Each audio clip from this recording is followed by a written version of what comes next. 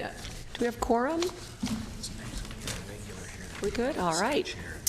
Then I will call this meeting of the First Five Commission to order at 12:31. Dave Gordon. Here. Beth Hassett. Here. Terrence Jones. Here. Olivia Kassiri. Paul Lake. Scott Moak. Donna Sneringer. Steve Wertz. Here. Lee Turner Johnson. Here. Kathy Kosick. Here. Terry Porter. Here. Christina Elliott. Here. Patrick Kennedy. Here. Phil Cerna. Chair Cerna is not in today for this meeting, so Vice Chair Hassett will be presiding over this meeting. Commissioner Kennedy will be voting in Chair Cerna's absence. Commissioner Elliott will be voting in Commissioner Moak's absence, and Commissioner Porter will be voting in Commissioner Lake's absence, and Olivia Kassiri is not here, so Kathy Kosick will be voting in her position. This meeting of the First Five Sacramento Commission is cablecast live on Metro Cable 14, the Local Government Affairs channel on the Comcast, Consolidated Communications, and AT&T UVerse cable systems. This meeting is closed captioned and webcast at www.sacmetrocable.tv. Today's meeting will be repeated Wednesday, June 7th at 2 p.m. on Channel 14. Members of the audience wishing to address the board may sign a request to speak form at the kiosk located in the back of the room.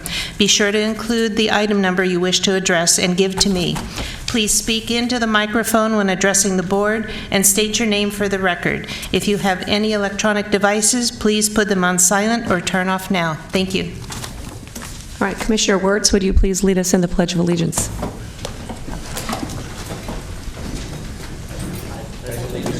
To the flag of the United States of America and to the republic for which it stands, one nation, under God, indivisible, with liberty and justice for all. Thank you. Item number 1. Approve the May 1st, 2017 draft action summary. Do I have a motion for approval? So moved. All in favor? Dave Gordon. Aye. Beth Hassett. Aye. Terrence Jones. Aye. Kathy Kosick. Aye. Terry Porter. Aye. Christina Elliott. Aye. Patrick Kennedy. Aye. Motion passed. Item 2. Public comment on non-agenda items. I do not have any speaker slips for this item. All right, item 3. Executive Director's Report. Good afternoon, Commissioners. Nice to see you all. I'll just cover a couple topics because I think we have lots of people wanting to speak in a long agenda today. First Five Sacramento and the First Five Association participated in the Early Learning Advocacy Day at the Capitol last month. Commissioner Sneringer was actually a keynote speaker at the advocacy on the advocacy committee, and then we sent our staff around to visit all of our elected officials at the Capitol and talk to them about putting kids first in the 2018 budget. Also last week, Mutual Assistance Network had an open house where they hosted a site visit for community members, residents of Del Paso Heights, elected officials, and it was a pretty wonderful event. We had several commissioners in attendance. Thank you, Commissioner Turner Johnson, Commissioner Kosick, and Chair Cerna were all there. The end of the day, we learned a lot about what Mutual Assistance Network has done to sort of leverage the funding from First Five to be able to sustain their programs and to build programming to serve 6 to 17-year-olds and really the entire family. It was a wonderful day.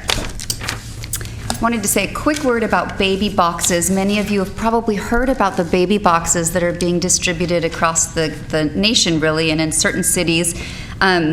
They're starting to slowly make their way to Sacramento, and we have been in discussion with the folks who would like to distribute the boxes in Sacramento. Each is a cardboard box, and each box typically has some baby items in it. At this point, we are not participating in the distribution. I just wanted to let you all know that. The boxes haven't yet to be approved by the American Academy of Pediatrics, and so until that happens, we're excited to be able to have another opportunity to talk about safe sleep, and that's really what the boxes have allowed us to do, which is have further conversations about safe sleep in the community. But we will continue to distribute the pack and plays and to continue on with our own Safe Baby Sleep campaign. And two things not on my ED report. One is that all of our staff are going to be doing a full day training on June 12th to become a trauma-informed agency.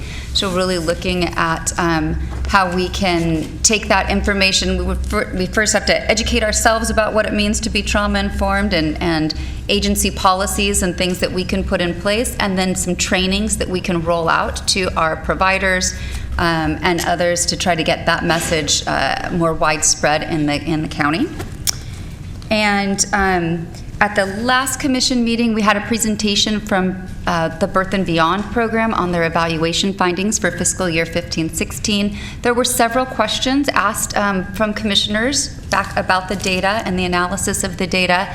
And CAPC is working on an addendum. They should have that done pretty quickly, and then we'll provide that to all of you as soon as we have it, so you can have all the sort of responses to those questions all in one place. And then if you have any further questions, we can take it from there. But they are working on, there were about 7 or 8 different things that you all asked for, and so they're diligently working on that and want to provide it to you all at one time rather than sort of piecemealing it back to you. And finally, some outreach event that was pretty cool last week in partnership with Moms Rising, which is a national parent advocacy group. First Five Sacramento participated in an event called Let's Get Movin' for Kids on June 1st, and that was held on the lawn of the state capitol.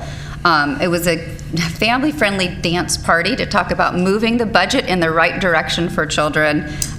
Special thanks to Chair Cerna. He was there participating along with Senator Pan, and then our partners at Children Now and Common Sense Kids Action.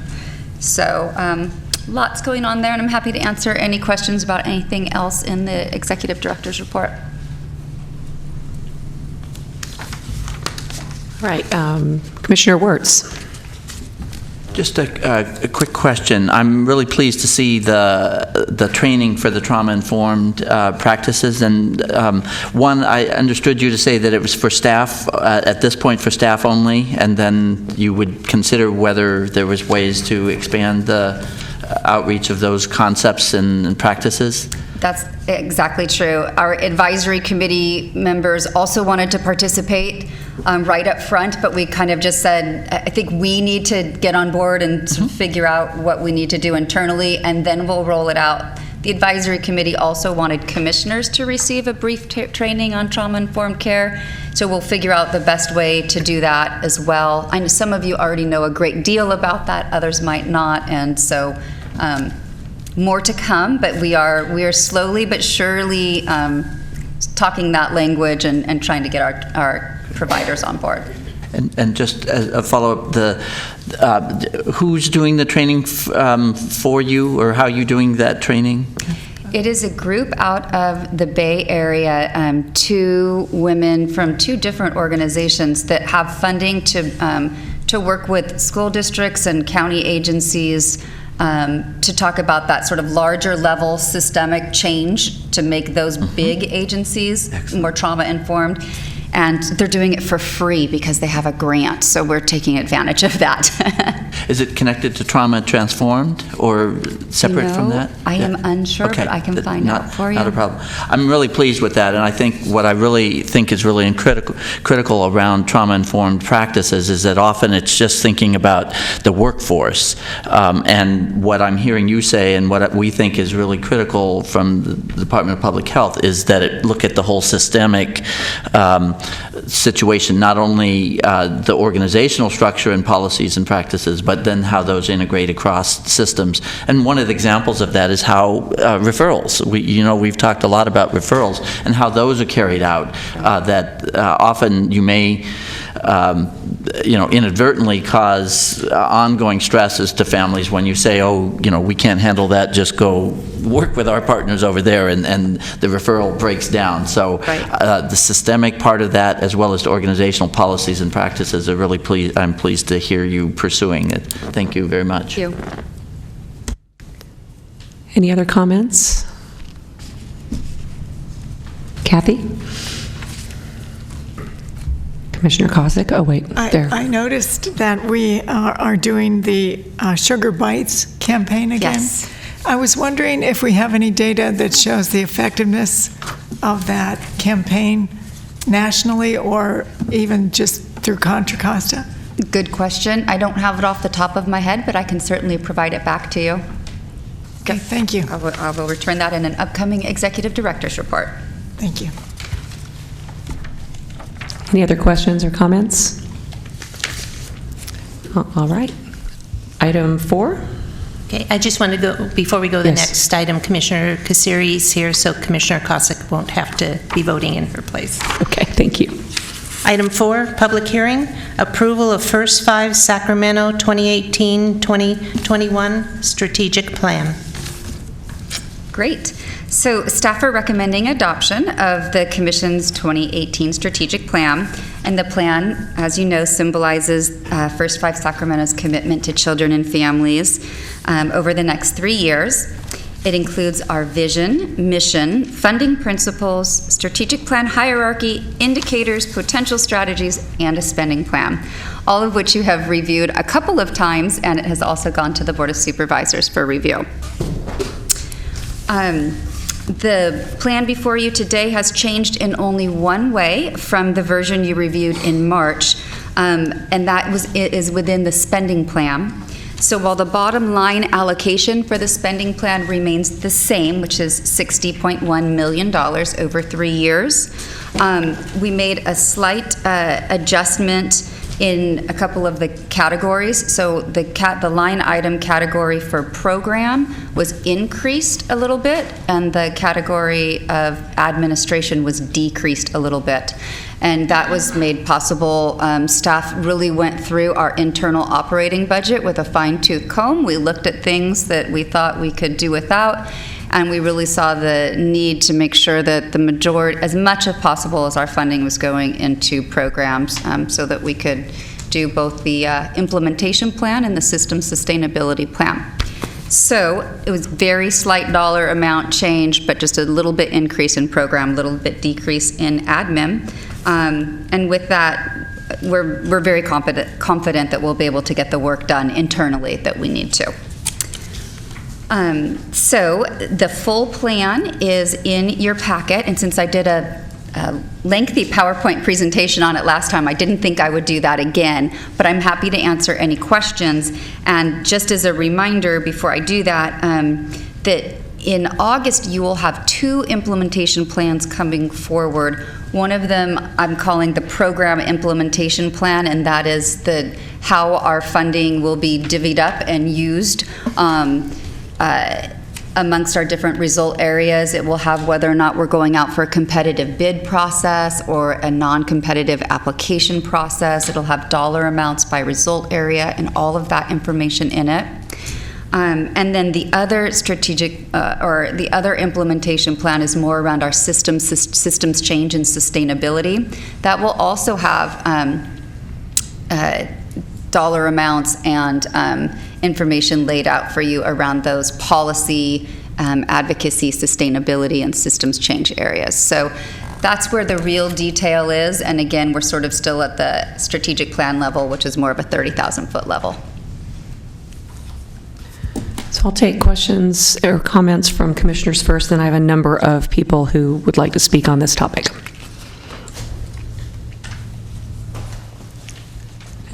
Anyone? Commissioner Elliott. Just a few things. Thank you for this, and thank you for all the hard work that staff has put into this. I had a question, since you mentioned that you took a good look at your operations. Have you found a space to put that, whether how large or small it is, the extra money from admin to program? Have you found that where that's going to go in the line item budget yet? Not really specifically. Okay. We are sort of cutting out some, like, we won't have as big of a kit for new parents, customization and things like that. So we just kind of took piece by piece and said, what can we move? Okay. And right now we're working on the actual budget of the implementation plan, okay, and where we'll find a home for all of that. Yes. Thank you. And just to add to what you mentioned about the sustainability plan that we're going to start working on in the sustainability committee, I think that it needs to be said that the result areas that are seeing a decrease are not being forgotten, and I think that the focus in sustainability will be how can we be innovative and creative in trying to provide these services to people, maybe whether it's through us or a partnership. But I did want to note that for result area 2, increasing prevalence and duration of breastfeeding, it's my belief that results 7 through 10 directly benefit from increased breastfeeding. And so I think that along with that and other result areas, we can really start to tackle that in sustainability. And I didn't want to, since I'm voting today, which isn't typical, Scott's out, I did want to make note that that is something that I think that everyone in the sustainability committee values and is going to work really hard towards. So I support this. I'm not recommending any changes, but I just wanted to make note of that. So thank you for allowing me that opportunity, Beth. Thank you. Any other commissioner comments? If not, we will go to the public comments. Reminder, introduce yourself when you come up to speak, please, and try to limit your comments to 3 minutes. First person I have is Ebony White Douglas, followed by David Baker.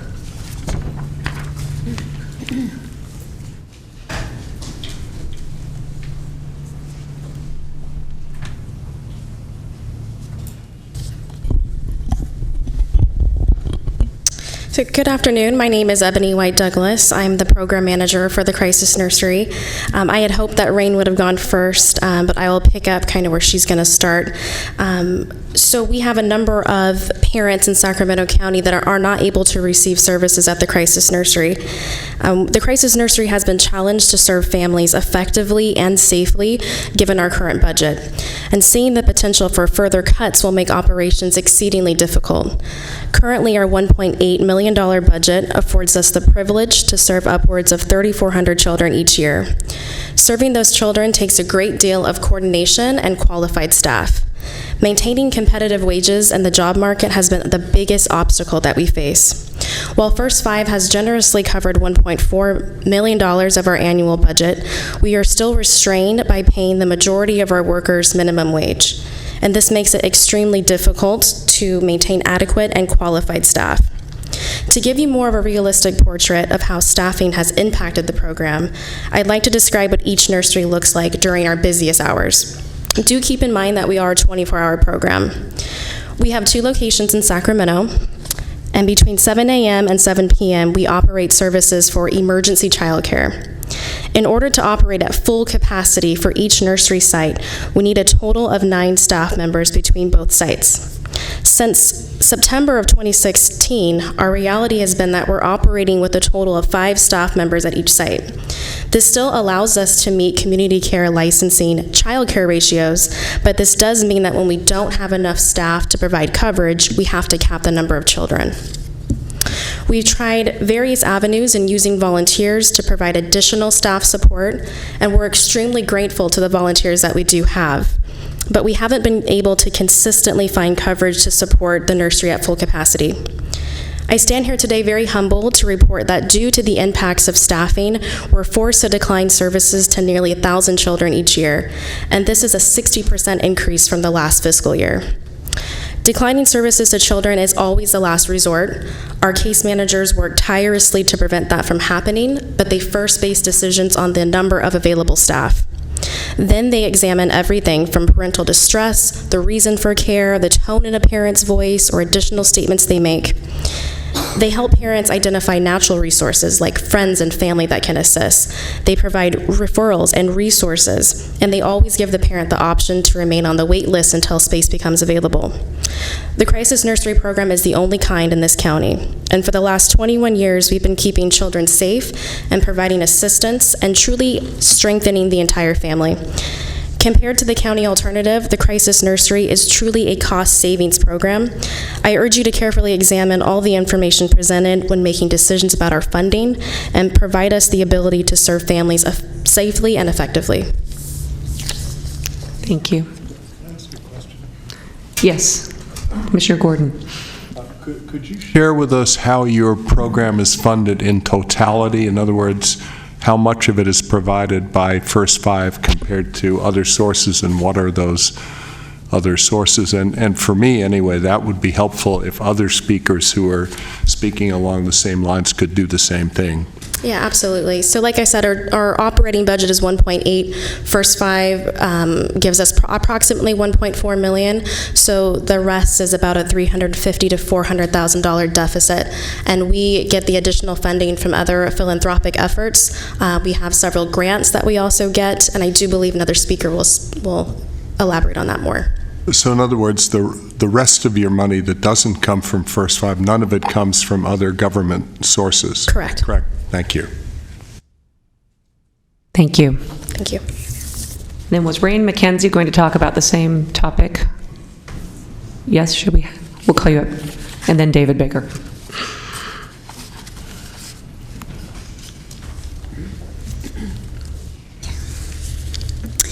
Hello, my name is Rain McKenzie, and I'm not only a current member of the Sacramento Children's Home Board of Directors, but also a former client of the Crisis Nursery. I recognize there's not enough time to tell my whole story, but I did want to convey how important the Crisis Nursery has been in my life and what a critical role it played in helping my daughter's father and I succeed as parents when we had nowhere else to turn. My daughter Lyric was the result of an unexpected pregnancy, which immediately presented stressful challenges to us parents who weren't financially or emotionally prepared. Additionally, we were very isolated without the support of close friends and family. And then I was also diagnosed with postpartum depression, which left me overwhelmed at the prospect of caring for a newborn. Luckily, not only my nurse, but my neighbor saw my struggle and both wholeheartedly recommended the Crisis Nursery. At first, I felt like it was admitting defeat to reach out for help, but when Lyric was 7 weeks old, I hit my breaking point and I was desperate for help. When I walked up those steps, I'm not sure who was crying louder, her or me. The caring staff, though, welcomed us in and sensed immediately that we were both in need of support and some TLC. After being reassured that she would be cared for in a safe, loving environment, the focus was put on me and how they can best support me as a mother. I was assigned a case manager who ensured that I had the respite care that I needed and followed it not only with me, but with her father as well, who was also coming to terms with the birth of our daughter and in need of tools and resources to cope. Through the years, the nursery was there to support me through hard times, whether I was receiving outpatient treatment for my mental health, or if the climate at home was a bit hostile as her father and I dealt with our own crisis, like his job loss, me struggling to finish college, and our continued adjustment to parenthood. We were so grateful to have a safe haven to turn to that provided not only safe and loving care for our child, but that helped decrease the parental stress and provided confidence. They also provided confidence-building activities which helped me to become more secure as a mother. Her dad and I were also directed to other community resources that offered mommy groups, counseling, and parent classes. And the nursery even provided extra toys and clothing that was so appreciated during those early years when we were in financial need. Fast forward 6 years, and I'm happy to say that we both recovered financially, mended our relationship, but most importantly, we are the proud parents of a happy, healthy 6-year-old who has fond memories of fun times at the crisis nursery and still talks about the caring staff. Sadly, though, I have a good friend, a single mother, who recently was facing her own mental health crisis and was in desperate need of the nursery for her 2 boys so she can receive medical help. Unfortunately, she was turned away not once, but 3 times, as neither nursery had the staff to accommodate her, and it was heartbreaking to see her in distress with nowhere else to go. So my fervent hope and plea is that funding will be available to keep the doors open and fully staffed, to provide the help and encouragement needed to support parents and children through difficult times. They say it takes a village, and the crisis nursery was an integral part of my village. Please keep this lifeline available so that my happy ending can be the happy ending of countless others in our community. Thank you. Thank you. All right, David Baker and then Sean Flanagan.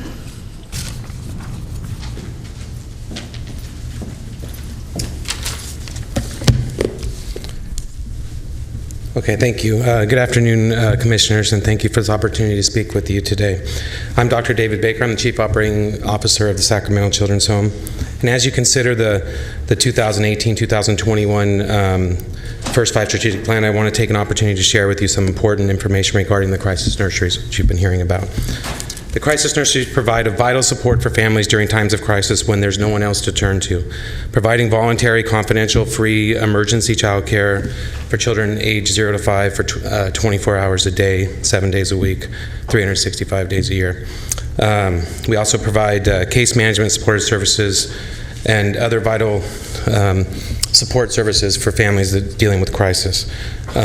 It's a vital early intervention program providing safety for families in need. When families are in crisis and lack support system, their risk of abuse and neglect rises. This is especially true for the most vulnerable children, the younger children. In Sacramento County, it was approximately 3,000 children were placed in foster care in 2014, with half of those being 5 and under, and almost 97% of those being victims of abuse and neglect.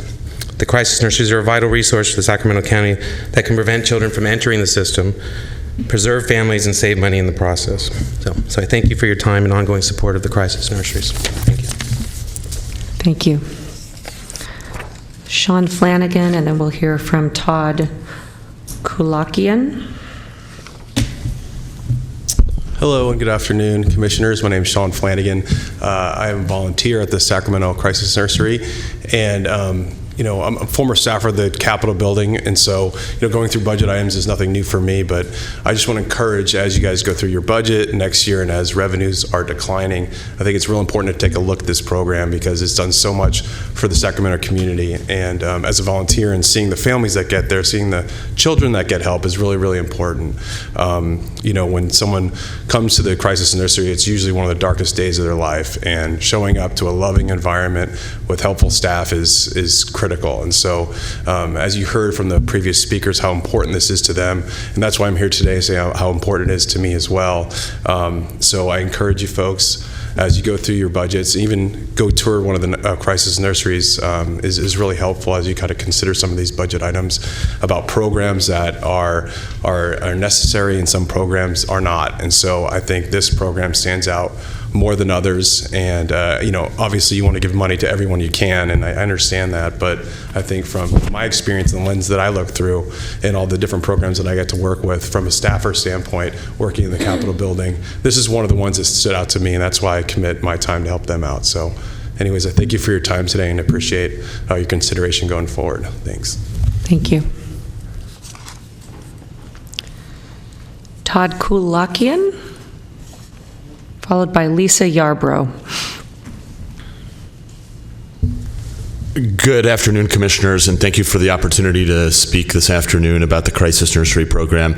My name's Todd, and I'm the Director of Philanthropy at the Children's Home, and I just want to kind of speak a little bit more on what Ebony was discussing, what Rain was discussing earlier, and that is just our capacity financially and the use of volunteers and additional financial resources to support the ongoing operations of the nursery. As our Director of Philanthropy, I oversee our fundraising efforts efforts and our volunteer program. So both of those are integral to the nursery.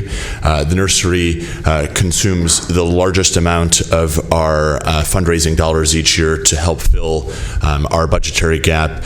We've shown great success in being able to address the ongoing sustainability by bringing in volunteers and also raising money to offset whatever budgetary gaps we have. But as those rise and as we need more and more to support the nurseries, as you've heard earlier, we've had issues with being able to staff the nurseries and fully operate at full capacity. So I appreciate the opportunities to speak. I hope that you'll continue to generously support the nurseries and that it will be a central part of your budget and ongoing strategic plan. Thank you. Thank you. Lisa Yarbrough and then Stephen Marmaduke. Good afternoon. I'm Lisa Yarbrough. I'm a board member at the Sacramento Children's Home, and I just wanted to point out that the Crisis Nursery Program is a cost-saving program. It provides free daycare, family strengthening services, with the ultimate goal of keeping kids out of the foster care system. Intensive care for a residential program that provides mental health and other services is far more costly, and that often is offered after abuse and neglect has already taken place, whereas the Crisis Nursery spares children from trauma and really works hard to prevent that abuse and neglect. So as a community member, as a mother, as a board member, I urge you, as you look at implementation and funding for the strategic plan going forward, that you maintain full funding for the Crisis Nurseries. As you've heard, we can't maintain our current operations with our current level of funding, and funding cuts will even hamper our ability to serve our community going forward. Thank you. Thank you. Stephen Marmaduke. That's Stephen Marmaduke. Thank you for the opportunity today. My day job, I'm managing partner of the Wilkie Fleury firm, but my passion is being president of the Sacramento Children's Home. And what I wanted to do is assure you the commitment of the board and the greater Sacramento Children's Home community to this program. We're very committed. I think you folks all appreciate the value that it provides, and we appreciate your partnership. I want you to know that we're committed to the sustainability of this program, and the shortfall between what you can give us and what is needed to make this program is made up in hard work, passion, and generosity of our community, and we're very fortunate to have that. Just a concept I want you to think about is, are these really crisis nurseries or are they opportunity centers? For the families, they're crisis nurseries.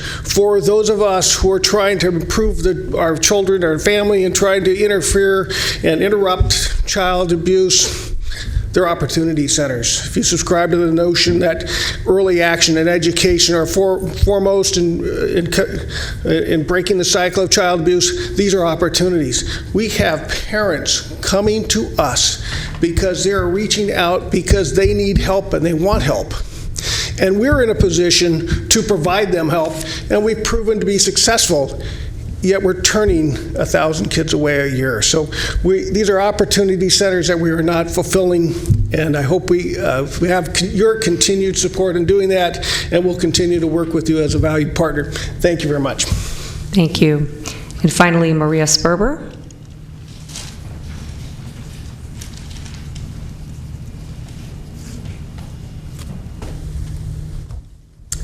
Good afternoon. I'm Maria Sperber. I am the president of the Friends of the Crisis Nursery, and the Friends of the Crisis Nursery is an auxiliary board of the Sacramento Children's Home, and our main function is the financial viability of the Crisis Nursery program. We are the alternative to government funding. As a matter of fact, today we are hosting a golf tournament right now to raise money for the Crisis Nursery program, and I just want to assure you that the Friends have been committed to this program for 20 years.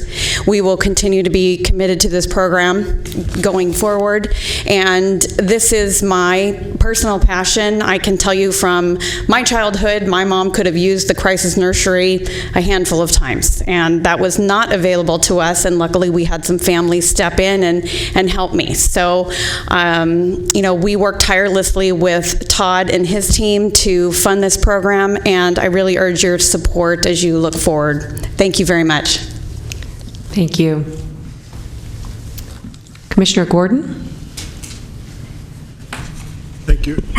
Could I just ask staff, as we move forward with all of the budget recommendations yet to come, to check on other counties and find out how similar programs to the crisis nursery here are funded in other counties? That is, are they all funded by First Five and nothing else, or are there other sources, particularly of government funding for such programs, so we could evaluate some of the options?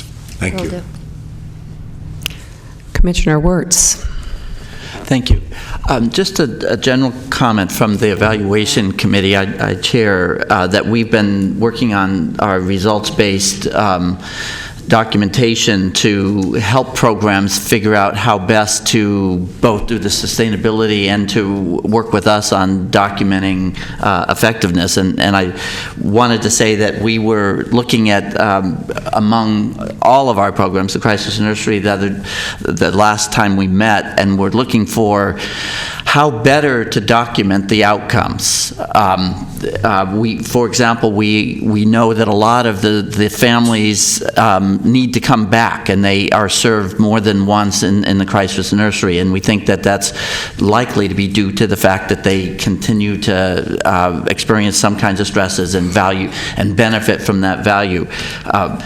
So I just want to urge the board and staff to be looking for ways that we can help you with what kinds of things that we could be measuring that would better demonstrate the value to both to your other funders and to us as well. And I do want to say, just to put this in context, that as many of you, or some of you in the audience will know, that I worked with Sue Bach in the early days to help create the context for setting up the crisis nursery, and have valued it for the many years that it has existed. And I think it continues to serve an incredibly valuable function.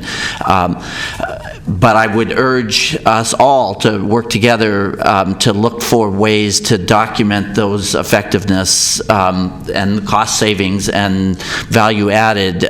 We may need, I know you have some intake and exit forms for families that show sort of how they perceive the value, but I think we need to look at kinds of ways that that we actually do avoid foster care or avoid other outcomes. And I just want to say that I think as part of the evaluation committee that we are on board with trying to find ways to support that kind of documentation as we go forward. So,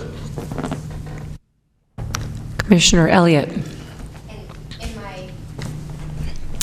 In my first statement, I mentioned result area 2, which was increasing the levels of breastfeeding, but I want to reiterate that the Sustainability Committee is looking at all of the programs that are experiencing a decrease in funding, and we are working really hard to try to figure out alternatives to that. And that will be in coordination with those programs as well, I hope. So that communication should be ongoing. We meet, I don't know the next time we meet, but I would encourage all of the groups that might want to provide us feedback during the sustainability process as we start to look at some of these alternatives. Come and participate with us and partner with us in examining alternatives to some of these crises that we're all experiencing in this room. Our funding is decreasing as well, which is why we're all here talking about this. So, but I appreciate everyone in the audience being here, and your comments are not falling on ears that don't want to listen. We certainly are here together, and I hope that we can find a path forward. Any other comments or questions? We do need to vote on this item. Mm-hmm. Dave Gordon? Oh, we need a motion? Oh, sorry. I move to approve the strategic plan as outlined. Second. All right. Dave Gordon? Aye. Beth Hassett? Aye. Terrence Jones? Aye. Olivia Kassiri? Aye. Terry Porter? Aye. Christina Elliott? Patrick Kennedy? Aye. Motion passed. All right. Item 5. Approval of Third Amendment to the contract with Golden State Water Company. Okay. Julie Byers is going to take the lead on this item for the commission. Good afternoon, Commissioners. So item 5 is our third amendment to the Golden State Water Company contract. We do have 2 representatives from Golden State here if we do have any questions. Don White, Water Quality Manager, and Brian Rinn, the Associate Water Quality Engineer. We've been to you, as you know from the commission letter, we've been to you several times with this contract. Initially, the contract is to provide fluoridation to their 2 program areas, 2 service areas, the Cordova service area and the Arden service area.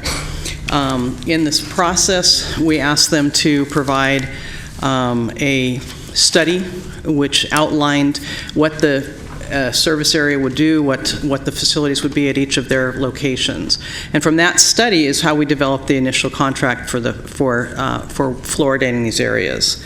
You can see in the background, fluoridation has been a priority for the Commission over the last 14 years. And we have had great success in conjunction with what we have done, and also the fact that the City of Sacramento is a fluoridated water district, to be able to reach a very high percentage of our population. In this case, over 800,000 residents, more than 78,000 children, 0 to 5, and so about 65% of the children in the county, 0 to 5, are receiving fluoridated water. Which is way up from 20-30%, I think, when we started. So it's been a very impressive effort over the years. So back to this this effort with Golden State Water. So we came to you in December of 2014 to do the initial contract.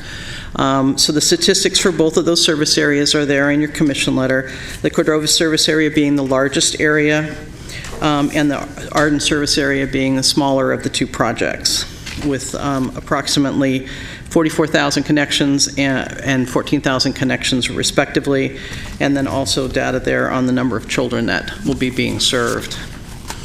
In proceeding forward, when we asked for the original water program study and what that would involve in terms of facilities, the facility for the concept of the American River Pipeline was not yet a facility. It was a known idea, but there wasn't a facility, so there was no way for them to be able to actually give us an estimate for the cost for that project. So in February of 2016, we had come to you, explain this, and we did an amendment to the contract to be able to do that feasibility study to figure out what would need to be happening next. That study was presented to us in October of 2016. The process of dealing with all the information that came from that study took us beyond the December 2016 end date from the original contract. And so the second amendment, which is done under Director's authority, was to just extend that contract to June 30th of 2017. So the Golden State Water study for the American River Pipeline project basically came up with the 3 options that are listed there in the middle of page 2. And there was, that the next little paragraph, as short as it is, an extensive review and discussion of the options occurred, is really hugely condensed from what happened. There were, multiple meetings with various parties involved, and all kinds of different scenarios were developed and looked at. And so this becomes the recommendation to go forward with the Arden program. It's a compromise. It really is, because of looking at all the different options that were out there. I'm more than happy to talk about those further if you wish. So the recommendation is to go forward with just fluoridating the Arden system. It's a smaller system. It's closely spaced single homes. There's also a Head Start program school there in that area, and that area is surrounded by fluoridated water districts. So this, because of our strategic plan, the financing, this project is right now the last planned fluoridation project. Going forward, the overall project gave us, and then reducing it to just the Arden project does, in effect, put back money, make money available to go back into the general fund. And Golden State has repeatedly said they're willing to do whatever the commission wants to do. They would love to go forward with both projects, but with this compromise, they are certainly willing to go forward with just the Arden project. So the fiscal impact is at the top of page 3 in your report. We would reduce the contract value to $1,018,785,857. That's a mouthful of funds from the 3.8 plus million from the original contract. So that puts about $2 million back into the general fund. Now, and the other thing is that this is a cost reimbursement contract. So with capital projects, for those of you who have been here a long time, capital projects can have cost increases. So in looking at this compromise, what we tried to do is make sure we had that covered, and to make sure we had money in the budget to be able to cover increase in whatever increase there happens to be. And it's a cost reimbursement contract, so the total expenditures may not be the entire $1.8 million, but we wanted to make sure we were covering the possibility, since we did start this project quite a while back. So and so in this case, Golden State will be billing us as their costs are incurred. This is only construction, and the costs go with construction, project management, permits, all those different kinds of things. The actual operations and maintenance and contract will be held and fully funded by Golden State Water. And part of participating is a 20-year commitment. So they have committed in writing, and their board has submitted documentation to First Five, as is standard for all of our fluoridation projects, that they will continue to fluoridate for 20 years. So our staff recommendation is to permit the executive director to negotiate and execute a third amendment to the agreement with Golden State Water in the amount, if I can pronounce it again, $1,817,857 for the fluoridation project to only fluoridate the Arden area. All right, any comments? Commissioner Jones.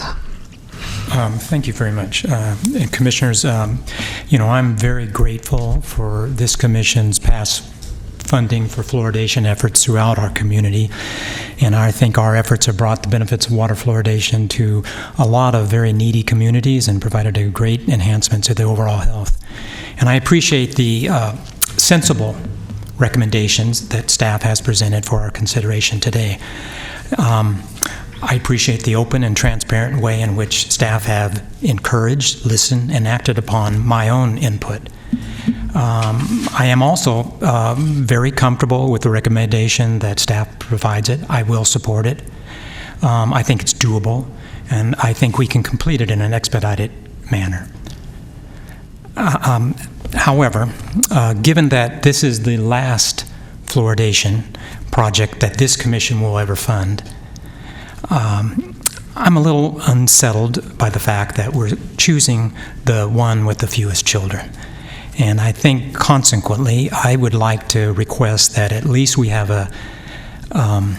this commission consider or have a discussion regarding the merits of the Rancho Cordova project, and I'm prepared to lead that at least. So I appreciate the difficulties that the Rancho Cordova site poses. It is much more expensive, and there's various estimates for that. It would require more county staff time, from my understanding, from county staff, but it would also incur a lot more First Five staff time. The other fact is that the facility would need to be located in a parkway. That's a critical aspect. There were three, as Julie alluded to, there were three sites chosen for speculation. Only two were considered. One is if we were to actually fluoridate at the Carmichael water supply side prior to the water going under the river and coming up to the Cordova side. Carmichael Water District absolutely refused that. So that was never an option. Buying a house and trying to, make that work never was considered seriously. So it was always, the focus was on one thing, the parkway site. In addition to being in a parkway, it's also in a floodplain. So it's combined even more problems. And I think finally, the parkway site would encumber all kinds of political capital on the part of our supervisors and a part of our staff and a part of many of them. And even worse, it may not get approved after all the work we do. However, I think the Rancho site still would serve nearly 11 times more children and nearly nine times the total residents that the Arden Park site serves. The Rancho facility would be more cost-effective project than the Rancho, or the Arden one.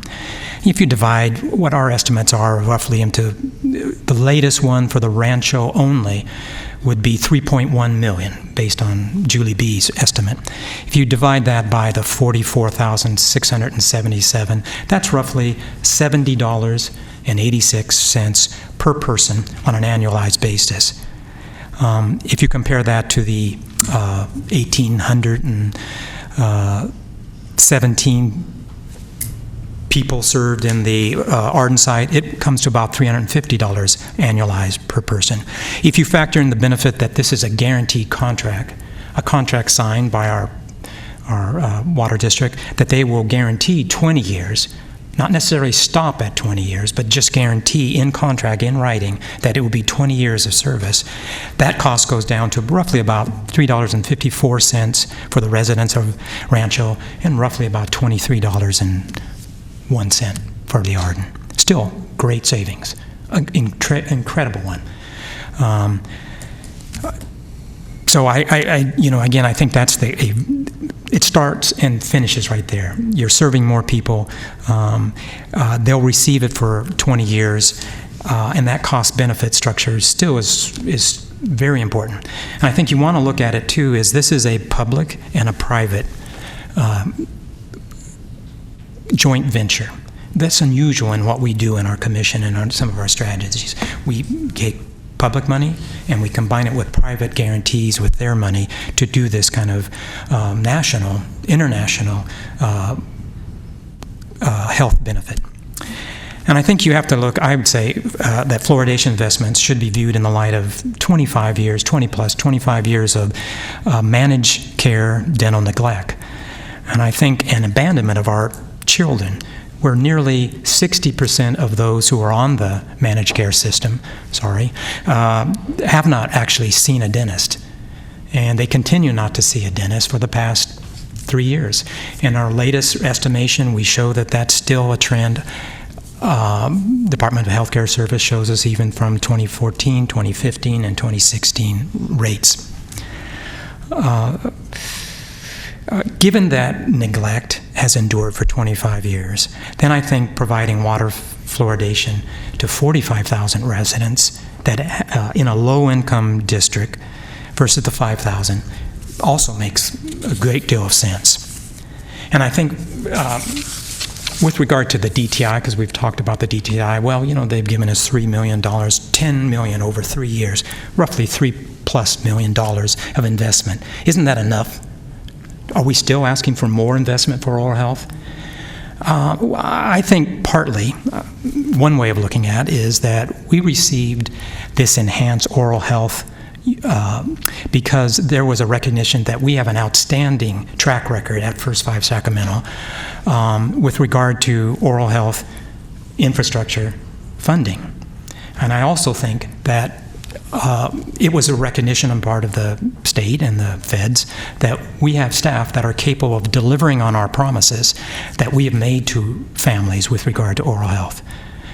But I also think even more that it was a statement that we had a community which had a long way to go to correct the 2 decades of damage done by systemic neglect, and that more investment was needed to get that done.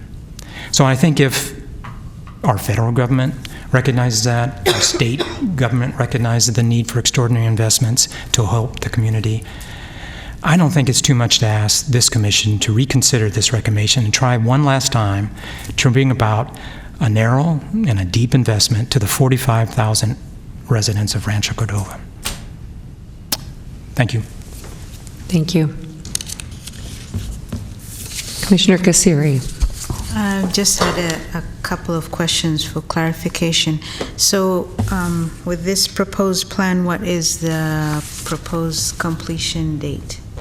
Actually, although we've indicated 18 months extension, they're anticipating to be done in between 12 and 14 months. 12 and 14 months. And probably by 12 months. And then if we go with this, there's a $2 million amount that would go back to. Right. So how is that going to be redistributed? Is that going to be included in the plan that's coming up for vote this year? Or? I'll defer to Julie. Probably not. We'll definitely talk to the Financial Planning Committee about it, but my recommendation would probably be to keep the money in our fund balance and use it to help offset our second fiscal cliff, because in 2021, our fiscal cliff is 30%, and the $2 million could go a long way toward keeping programs almost steady, more close to a much less cut in 2021. And lastly, if for future, if you could include a map, it's a little difficult for some of us to visualize where all the different locations are. And also if the map could include the previous work that has been done and where the fluoridation has occurred already. Thank you. Commissioner Wirtz. Thank you. A couple things. I want to appreciate Commissioner Jones's commitment to this and understanding of it, and I certainly defer to his knowledge base for that. But as an early supporter of the Commission and of the fluoridation, I also want to acknowledge and recognize the incredible value from a public health point of view of fluoridation in general. And I too was concerned of the two options here, not knowing the details but not being able to fund the Rancho piece is troubling to me. And so one, I would be willing to work with Commissioner Jones on looking at any other options that might be available to look at this. I looked at it on a simple level here, that the amount of money that is being proposed here for the smaller Arden area would be around 48% of what was originally proposed. I hear Commissioner Jones's calculation that doing the Rancho might be 3.1 million, but just taking the 3.8 million, this amount is 48% of that. And unfortunately, the number of children, I'm focusing not only on I should be focusing on the families, but just looking at the children under 5. The Arden area, this says, would be reaching 600 children, whereas the other one would be reaching, the Rancho area would be reaching something on the order of 7,000. And so that's about 8%. So we're spending 50% of the money we proposed originally to cover only 8% of the children that we originally expected. I obviously have not been involved in the difficult issues of what it really takes to do this, but I am concerned that this does not look like the same kind of investment that we were, one, hoping for, and two, I think our children and families really need. I want to confirm that I have been an advocate of maintaining, of initially putting fluoridation forward as one of the best solutions that we could do for narrow, deep, sustained interventions for our children, given the nature of the dental issues. But I am concerned with regard to this proposal, and would be glad to work with Commissioner Jones if there was some further steps that could be taken to look at this. Thank you. Julie? Sure. Well, both Commissioners Wirtz and Jones are so very eloquently articulated my concern with putting this recommendation forward. This is probably the most challenging thing that I've worked on and brought forward to the Commission since I started 20 months ago. It is a compromise, and it was difficult to get to this place, and I only got here after multiple conversations with our county executive and county department heads and our chair and others, because the odds of actually making it happen seem so very remote, and the amount of work that would go into trying to get to that positive seemed substantial. And the biggest challenge, which Dr. Jones clearly stated, is that our real only option is to put it inside the American River Parkway, and probably within the floodplain of the American River Parkway. And between our American River advocates and supporters, environmentalists, and the residents, my initial feedback had been that this probably won't be feasible. And so I agree that going the Arden-only route is probably not the best. It's not exactly what you signed up for, to spend $1.8 million, but I felt like I wanted to be able to bring you something, because I know how much you value community water fluoridation. I really wanted to be able to bring something to you to consider without saying no to either. And so that was my compromise. And I am also very open and willing to continue to work on it. I just don't know to what end or when we would say that's it, or I leave that to the Commission. Those are the hard decisions you all have to make. I'm glad I'm not on the other side of this chair. But. Commissioner Jones. Thank you, Julie. Thank you, Steve. So let me respond first to the 616 children that is currently proposed for the Arden.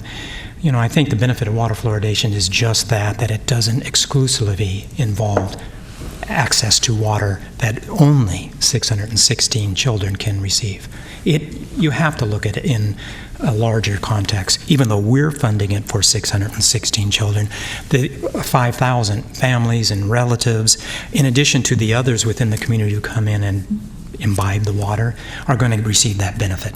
And again, this is a public-private partnership. So if we fluoridate Arden, we'll be providing $1.8 million to do so. Golden State will be providing roughly about $120,000 of operation and maintenance annualized over 20 years. That's over $2,400,000 of private funds that will supplement the $1.8 million of public funds that we're doing. If we choose, for example, the Cordova system, it's $3.1 million for the 45,000. I feel like they're out there. This is a lost opportunity cost, I think, and we deserve this conversation. I appreciate it, so I'd like to hear every commissioner speak, at least as an explanation to the 45,000, why we're not choosing them. And I appreciate that, and I think we're having that conversation. But if we do fund Cordova, and I'm trying to give it at the highest amount, and that was by Julie B's latest estimate, which I think was generous in terms of cost, at $3.1 million. That would mean we'd put up $3.1 million to build a facility, and Golden State would provide roughly about $350,000 annually for 20 years. That's close to $7 million for our $3.1 million in investment. That's incredible. I don't see people coming up to us asking to partner and give us that. Now, if they go longer than the 20 years, we have an even more of a return on our investment. Let me just go back maybe just as a factor that why are we doing water fluoridation? Because I think most of you are here and most of you have general ideas. One, we know that it prevents tooth decay. You know, fluoride's the most efficient way of preventing it and common in children, but it, you know, an estimated 5.1 million school hours are lost, 164 million work hours are lost each year because of dental-related disease. This is one of the most important methods of preventing it. And Center for Disease, you've heard this before, says it was one of the top 10 public health achievements. I think it protects people of all ages, and that's why I said just looking narrowly at the children diminishes the virtuous circles of benefits that are provided by water fluoridation. Thirdly, I think it's safe and effective. For over 70 years, you've had all kinds of Center for Disease, American Medical Association, World Health, American Dental, American Academy of Pediatrics, all recommend it. Where money's available, they want it invested in this. I think, again, it saves money. The average lifetime of a person with fluoride is less than the cost of one filling, so that for most cities, $1 invested means $38 in dental treatment costs that are deferred. And I think, again, we all know it's a natural investment. Fluoride exists in our water, whether we add to it and put it in the proper levels to prevent decay, but it's a naturally occurring mineral. I think in my conversations, and I know I appreciate this, taking the time to go through this because I do think it's important. I want to make sure I, in good conscience, have explained it to all of you, and I feel the responsibility of the 45,000 who are looking to us to decide, do we go or not? And in speaking to this, I think that we've looked at the floodplain side. The engineers that we have, the contracted engineer that First 5 uses, Lyle Hogue, the engineers from Golden State, have all said that this is a system, if we build the facility, it'd be roughly about the size of a 2-car garage. There are larger facilities right now. There are utilities already in the parkway right now. They exist in the parkway near where we want to place this. They're practically at the river level right now, so you see big pipes sticking up with utilities. We have a restroom there. This would be roughly a facility about the size of a 2-car garage. It would store a minimum of about a week to 2 weeks worth of fluoridation materials. It's powder. In the event of a flood, generally it's not a catastrophic event within seconds. It's known that river waters were going to be rising. You would have the ability, and I've been assured by the Golden State, that they could remove they could first of all seal the thing, stop it off, and then remove any fluoride that is usually there, maybe a week worth of fluoride, remove it from that site, making it perfectly safe within that floodplain zone. So I don't think they're insurmountable. I think they're a challenge. I think they're a difficulty. It is that. I think it would definitely take Board of Supervisors listening to people talking about the sanctity of our natural parkways. I get it, but I think I certainly think we should roll up our sleeves and fight for it, and do the right thing. And fluoridate the more complicated one. I think it's worth the challenge, but I'm perfectly willing to settle for the Arden if that's not the case, because of all the benefits we talked about. Thank you. Commissioner Turner-Johnson. I'll keep my remarks succinct and to the point. understanding that all that's been said is been heard by everyone. I first of all want to appreciate Dr. Jones because I had no idea of this kind of current detail. But the first thought that came to my mind when I read it and then heard Julie speak was, what's the unmet need? You know, I remember it's got to be 5 years ago now when on the advisory committee for First Five, this was very much a priority item related to oral health, and I think the total at that moment that we were looking at was around $5 million. It continued year after year, being a part of our discussion and coming to the commission, of course, because there was so much delay with Golden State and all the entities. It's clearly very complex. It's been complex from the beginning in terms of working out preparation and readiness and costs and the public-private venture.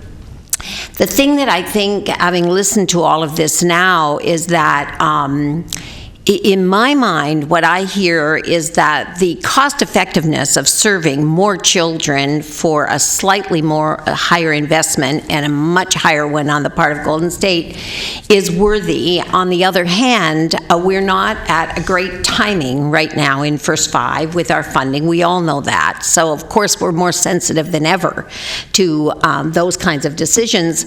But in the end, the thing that I don't know enough about, but I certainly defer to Dr. Jones here, is that with a close assessment of exactly what are the barriers to really making the Rancho Cordova work, given that it's related to all kinds of things, political capital, the investment itself. If we did so, if that was the decision in the end, is it really just going to get stymied somewhere along the line and not end up serving any children? Because that isn't worthy. We know that. And no one, certainly Dr. Jones, would not want that to happen. So I think from my vantage point, I would just say, because I don't know, how clear are we on what those barriers are and what are our chances of getting that through? And I say all of this because my experience over the years working with children is that oral health is so difficult to get. And we know from brain research that when there is tooth decay at any kind of significant level over a period of time, it affects cognitive functioning in early childhood in children, and that matters to me. So thank you. Thank you. Commissioner Elliott? Kind of already addressed it. I would just like to know, I guess, exactly how positive are we that the Rancho Cordova site is not a viable option, I guess? Sure, yeah, it's a great question. And it does come down to sort of those three groups. It comes down to environmentalists and just worried about a spill in the parkway. And I think after talking to Lyle Hogue, who's our engineer, I mean, I agree, we're not keeping a year's worth of chemicals there. And I don't think even if fluoride did get into the water, the amount of water versus chemical, it's still not, we're not looking at poisoning thousands of people and fish and things like that. But having done this work in Yolo County and having dealt with environmentalists there, I can certainly assure you that in and of itself is going to be a super hard sell. And then there's the Friends of the Parkway, and even though there are other, as Dr. Jones mentioned, there are other facilities in the Parkway, including restrooms and other things. Having a site the size of 2 to 3 car garage that makes a little bit of noise, not a lot, but a little bit, and has transportation going to it on a weekly basis. I think that we will definitely hear from those groups. And we looked at putting it up out of the floodplain. That was our very first look, was to try to get it out of the floodplain and up closer to the neighborhood, because that was actually what the engineers for Golden State Water's first recommended, was put it up out of the flood zone. And to do that, though, we had only two options, really. One of them was to buy a home, and that really isn't an option, to buy and tear down a home. The other option was to put it sort of in the backyard-ish area of the current residence, and we did go out and walk that and decided that we would get a lot of complaints from residents to do that. So we were looking for another place to house it, and sort of ran out of time. We were going to ask Golden State Water Company to do another report for us, to give us some specific locations within the parkway. But just in my conversations with our elected officials and our county administrators and folks I've been talking to, it just didn't seem like it was like there was going to be traction to do it, no matter how, because it wasn't necessarily a logical discussion anymore. People were emotional about chemicals, they're emotional about parkways, and they're emotional about their view to nature. And when it becomes not a logical but an emotional thing, then typically we lose. And I would argue that the fact that utilities are in the parkway already is actually against us. If there weren't any utilities in the parkway, we'd have nothing to compete against, and it would just be that. But there's already utilities. There's already things that environmentalists have been upset about in the past, and this would be adding on top of that. So I agree that that is a huge obstacle, and from a viability perspective, I think that makes sense as a huge obstacle. And I appreciate your point around, if we take on that challenge, do we get to a place where we're stymied and then no one gets any fluoridated water, which would be worst case scenario? Yeah.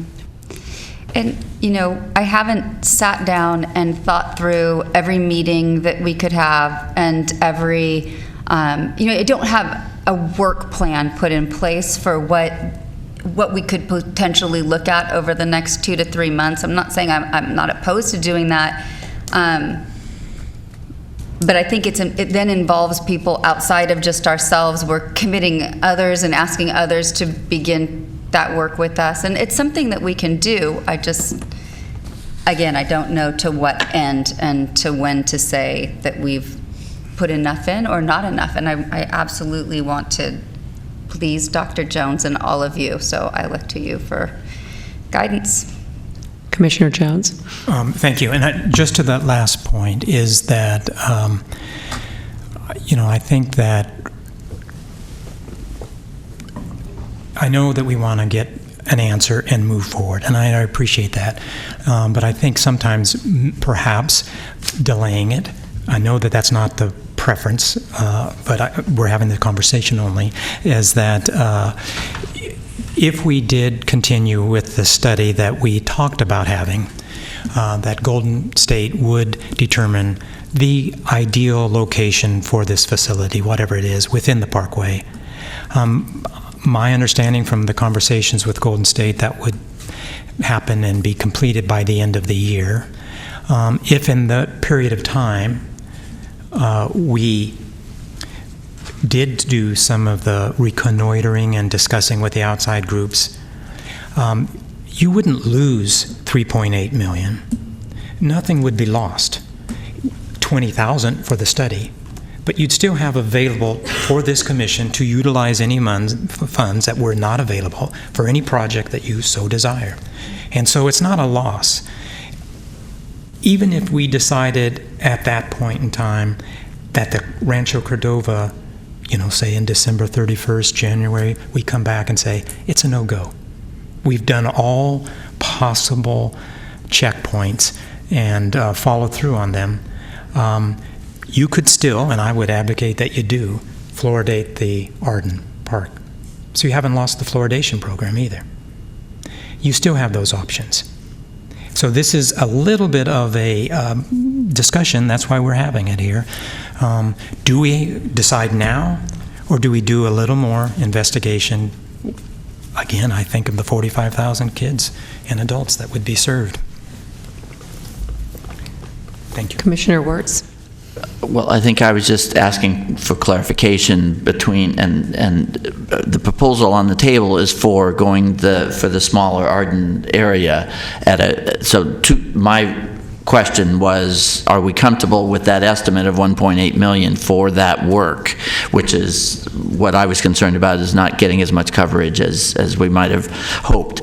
So that was my first clarification, is that's what's on the table at the moment. But am I understanding, Commissioner Jones, that you're proposing not to act on this until we resolve whether or not it's possible to go for the Rancho Cordova position either instead or together? Am I understanding that right, that the reason why we're not just going to vote on this item up or down for Arden is that we're looking at the option of holding off while we try to find a way to do the Rancho Cordova piece? Am I understanding the question before us? Well, first of all, yes, I think succinctly, yes, I would like this commission to give us direction, really. And so if that involves a motion to vote it up and down to go forward with this information, I'd like that. My understanding, if I made the motion, somebody here would have to second it. And then we would go ahead and discuss it. And that motion, if I made it, would be that we continue to look at the Rancho Cordova section and that we investigated all aspects of the viability to see if this is a doable item, and then come back and report back to you. And at that point, but I do think that's important. If we make the motion, it's seconded, and you decide no, you're not going to do it, you still, from my understanding, have on the table the Arden Park fluoridation. So we could still have that. My sense of it is, I'd like to get the commissions to weigh in. You know what my opinion is. I want the voting members to say, no, let's not do it. Or yes, let's do it. Because you can see the discussion that staff and I and staff in Golden State have had. These are good, healthy discussions that we personally have had. What do you think now? You've heard the discussion. What do you do? So I'd like it. I'd be comfortable, and so I just want to defer a little bit here with making that motion. I'm going to bring it back to Julie first, though. Sure. You mentioned $20,000 for an additional study. Is that because that's what the original feasibility study cost, or this additional would be an additional feasibility study? Yes, Julie can answer that. We asked Golden State Water if they would do an additional feasibility or a location study, really, to show us where within the parkway would be the best place. It's a little under $20,000. I see. So what it sounds like maybe you're asking for, Dr. Jones, is extend the contract again for up to 6 months and just have the contract be for $20,000 and then not make a decision on Arden. And I guess it's important because there isn't enough money to do both unless you want to allocate additional money at this point. So even if we could get both of them, then that would be a different decision coming before you. Well, I would say, thank you, I would say that if we go with Julie B's estimate of 3.1, then I'd extend any discussion for only the 3.1, which means you'd eliminate the 3.8 and you'd have $700,000 available for reserve funding. So that's one.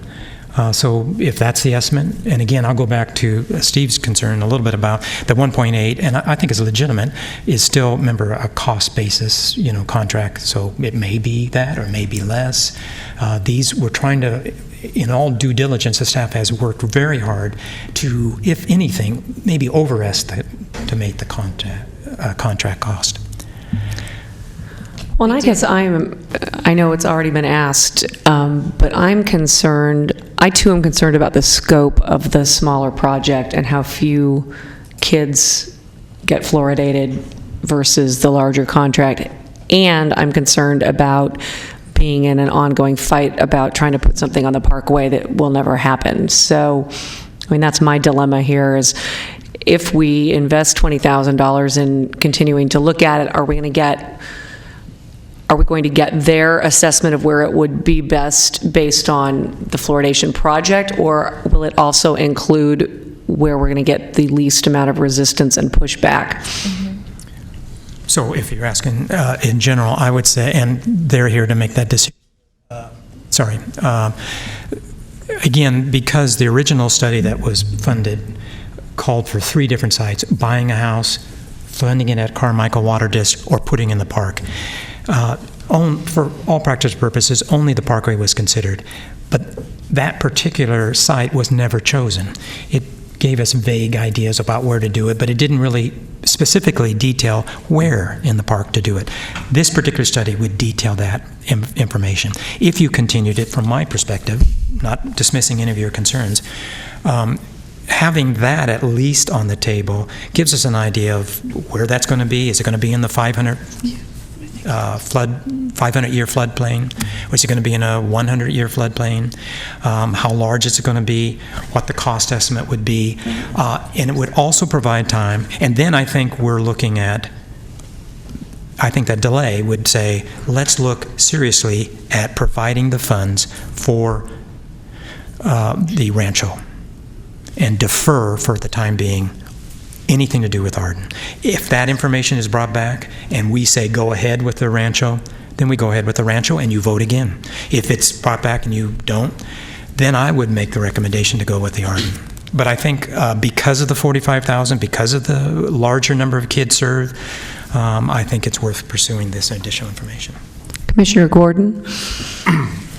I'm sympathetic to Dr. Jones' desire to at least give this one more try before we agree to the smaller project and take a shot at serving more children. But I just want to ask Julie, if we do give it another shot with a study and so on, the circumstances you described seem to have us up against the whole wall of resistance, but are there advocates that could come forward or would come forward, or that we could encourage to come forward to tell the other side of the story, so there was at least some chance that there would be a way to sell this if we had a good case based on the new study?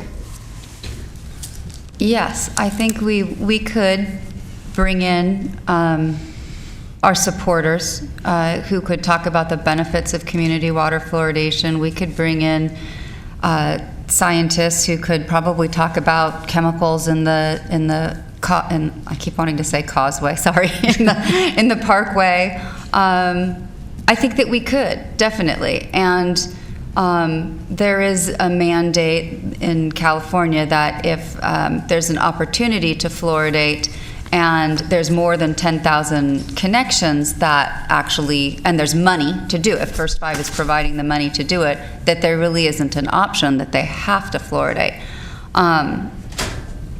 But that doesn't, I don't know how that really connects to building in the parkway, because that's something I think that's above and beyond just you have to fluoridate because we have money. But so if Arden were big enough, then we would say they'd have to fluoridate, and we have everything in place and can just build and turn the switch. But I think it's a little bit different just because of that.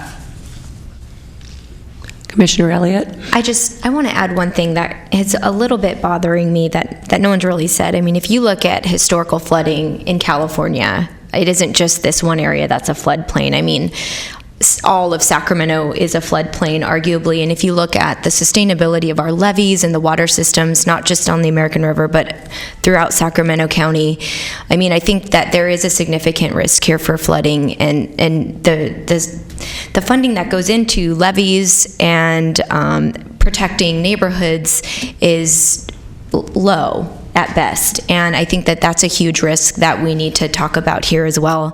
If we're going to spend additional money examining this, they need to examine that feasibility, the sustainability of the waterways around this facility as part of the study in finding a location. I understand that only a week's worth of fluoride would be stored in this facility, but you have people on the other side of this conversation that truly, honestly believe that this is going to poison their children, and I'm Not saying I agree with that at all. My children get fluoride directly on their teeth every time they go to the dentist every 6 months. But I don't want to discount the parents and families that have that significant fear.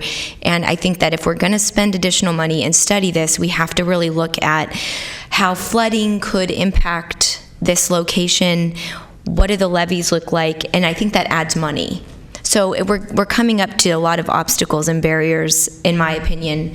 And we're, kicking the can down the road isn't necessarily a bad thing if we're going to make a good decision at the end of the day. But we're talking about a lot of outside circumstances. And I think that flooding is something that, if it's in the parkway, in a flood zone, that makes me very uncomfortable. Commissioner Porter? A couple of things. I am concerned also, I've listened to everything everybody said, and I am concerned with the 1.8 and it being 48% to fund a very small area. But I'm also concerned with the request for an additional study, because I don't know what it will get us as far as moving forward. It will find a location. However, what I'm hearing is that there are significant obstacles, even if you were to find a location of moving forward. So it seems we would be in the same place paying additional money for a study where we are in the same place that we are right now. Unless the study could also outline the probability of actually moving forward and how long it would take to do that, I don't know what moving it down 6 months is going to give us. I really don't. And Commissioner Jones? So again, from my standpoint, I appreciate that. First of all, we know that it's in a floodplain. So we're guaranteed that it will be a 100-year floodplain, meaning a flood will likely happen, possibly happen in 100 years, or it will be in a 200. A flood could happen in a 200 or in a 500. So I don't think we need to do another study that says how likely is a flood. We know it. So I just want to make sure that's it. That's not, in my mind, necessary. I think the question to me would be, if we go to the 20,000, that's strictly to say, where in the parkway should this place? Should it be in a 200? Should it be in the 500? Should it be in the 100? So that's the 20,000. But I thought the second part, which I alluded to, was that during that 6 months, staff, myself, others, would then go about determining some of the feedback associated with the, say, the Park Commission. I don't know all the commissions. We've talked about the number of them. The Park Commission, presenting that to them, making some sort of understanding of what that looks like, talking to the environmentalists, making sure we openly bring this, and then have that discussion. Bring that all back.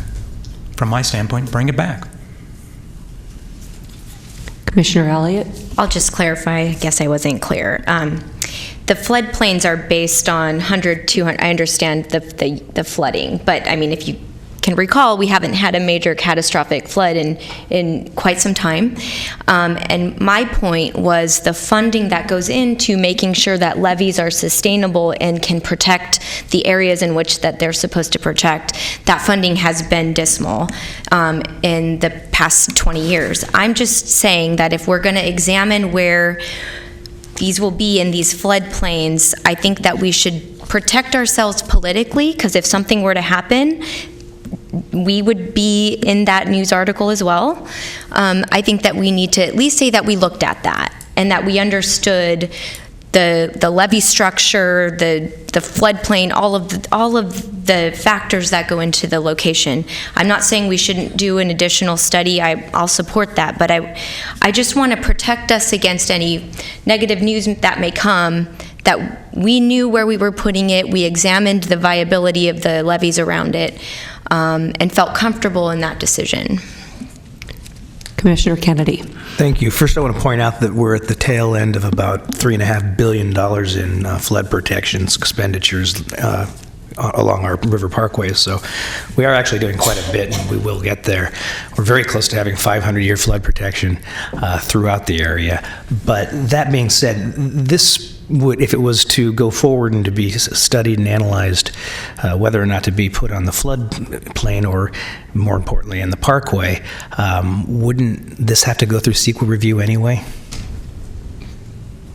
Yes. It does, yes. So all of this is going to be studied regardless. I mean, all identifiable mitigating factors that would be considered. So we're not doing this on a hope and a guess. I mean, we talk about studies being done. A study would have to be done to identify most of the concerns I'm hearing up here, and that's called CEQA. Mm-hmm. So. Any other comments? So I guess, I'm going to go with, my understanding from County Council is that if I make the motion to move forward with a study from Golden State Water District to determine the location for this within the Parkway, and allow staff opportunity to provide additional kind of feedback with regard to the feasibility of the, I'm trying to work with it, so I need a little help from the staff here.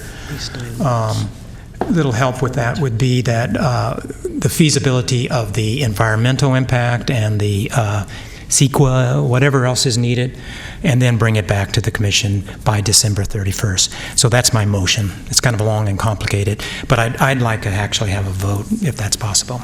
And again, it needs a second. So that motion would need also to extend the contract to that time period, because right now the contract's got an end date of June 31st, June 30th. Okay, so it'd be so be it. To and extend the I would contract. decrease it to the 3.1 million.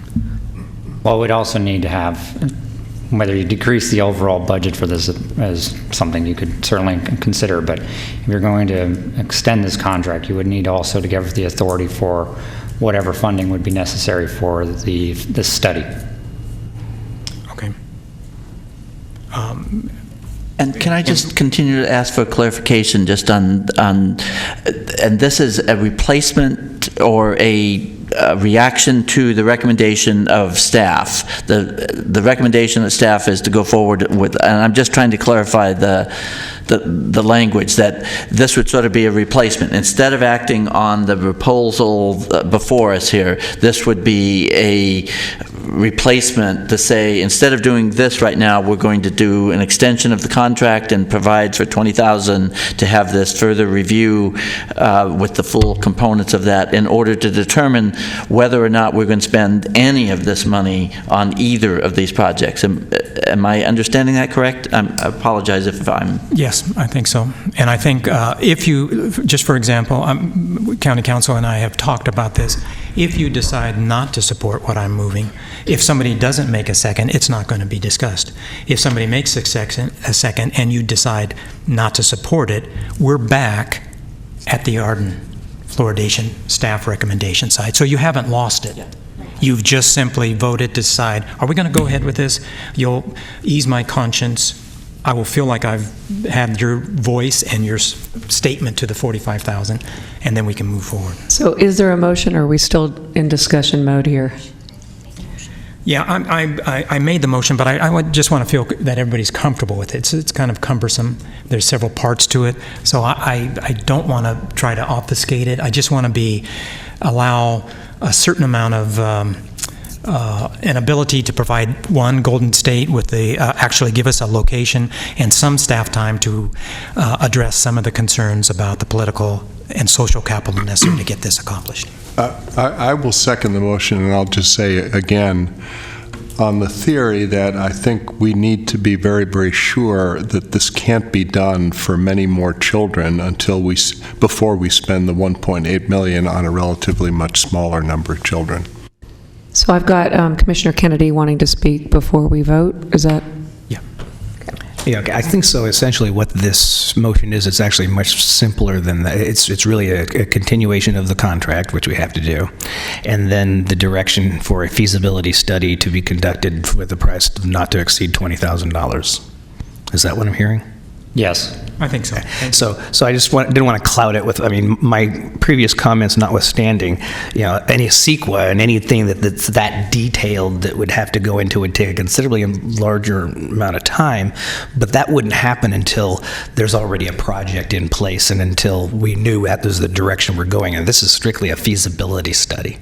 Correct. Okay. Commissioner Porter?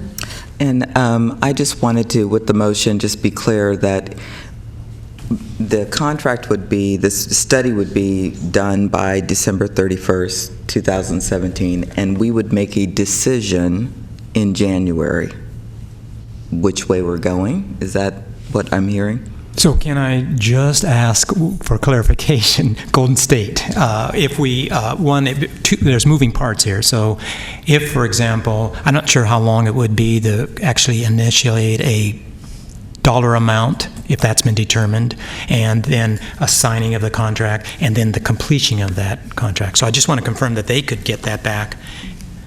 And then the second part is staff and the available time slot to actually do the other ancillary work that I mentioned. And I presume it would still need to come back to the commission with a recommendation and the findings, and then we need to vote on that. Correct. Well, I'm sorry, I just want to clarify. If we're asking, I want to truncate or shorten that process by saying that you would, in some way, authorize, if you vote for this, staff to spend up to $20,000 to conduct this study, rather than decide what it is and then come back again in August, then decide that we're going to spend it. So I'd rather shorten that process and make that now, that decision. So if that's an addition to that, I would. No, but we'd still be back here voting on which project we wanted to support in January or whenever that is. Whatever they said, if they clarify that they could do it in that time period. We would just need the contract to extend beyond the time that we come back to you. So if we're coming back in January, then the contract would need to be extended beyond that January date. And you typically don't have a January meeting. So we might be talking February. And I'm really just looking for this is the end when we make a decision. Right. So perhaps we're looking at an 8 or a 9 month extension. We could still go with the 6 month and come back in December, but the 6 month extension really only gives us 4.5 months, or 5.5 months at the most, because we'd have to come in the beginning of December. So perhaps you would consider an 8 or 9 month extension, with our goal to be back to you as soon as possible. Are you interested in amending your? Yeah, I would still like to have Golden State, Dawn White, to kind of speak to the possibility and what timeline are we talking about? Sure. Good afternoon. We appreciate working with you all these years for this project, and we're really hoping for a successful outcome. I do want to also say that the technical feasibility is not the difficult part. We build these projects all the time. All the other sites are on property that we own, so we don't have the same issue. If we could go back and explore or have an extension of a contract so we could do additional feasibility. We already have a proposal for that, so it shouldn't take that long to negotiate another contract since we've been working together for a while. We can get started on that right away, and completion within 6 months is very feasible. All right, so. Okay, thank you. Yeah. Thank you. So we have a motion and we have a second. And so the motion just takes us through the end of December at this point? Well, I think we don't have a January meeting, so it probably will take you to a February meeting, my understanding. So do we need to amend the motion? Yes, if you wanted to go through what I hear is the period, I think it needs to be maybe even until March if you're the contract, so that you could have it come back in February to have a discussion about it. So let me just clarify that one of the reasons that we're doing the extension is because we have, the basis of the contract there. If we have to go back and renegotiate a new contract, if this contract expires, that just adds more time. So continuing to be able to amend the current contract is administratively an easier process. So thank you. Is everyone prepared to vote? I'm not sure if that has been amended. Has the motion been amended? Have you amended your motion? I'd accept the recommendation of County Council as... And it would need to be seconded. Are you still seconding that? Yes. Okay. March? And so we said March as well? Okay. Okay. We'll vote. Dave Gordon? Aye. Beth Hassett? Aye. Terrence Jones? Aye. Olivia Kassiri? Aye. Terry Porter? Aye. Christina Elliott? Aye. Patrick Kennedy. Motion passed.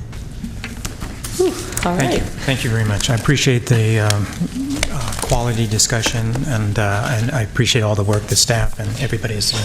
Thank you. Thank you. All right, item 6. Presentation, the first 5 oral health impacts. This one should be a lot less painful. Dental work always, right? This is a brief PowerPoint presentation and a couple of folks to talk to us about all the very cool and exciting stuff we're doing in oral health. Well, we'll do this again. Afternoon, commissioners, and our tech staff is doing their thing in the back. So we wanted to just share with you a little bit about what's going on in our oral health world above and beyond fluoridation. We're in partnership with multiple agencies, of course, to move forward with all the good oral health things going on in the county. Just a kind of a little history. First 5, has been involved for years with oral health.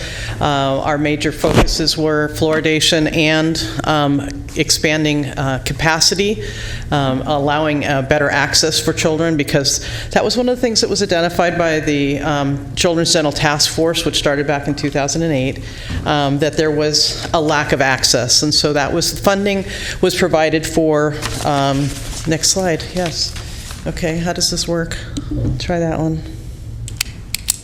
No. Okay, apparently I need to turn something on.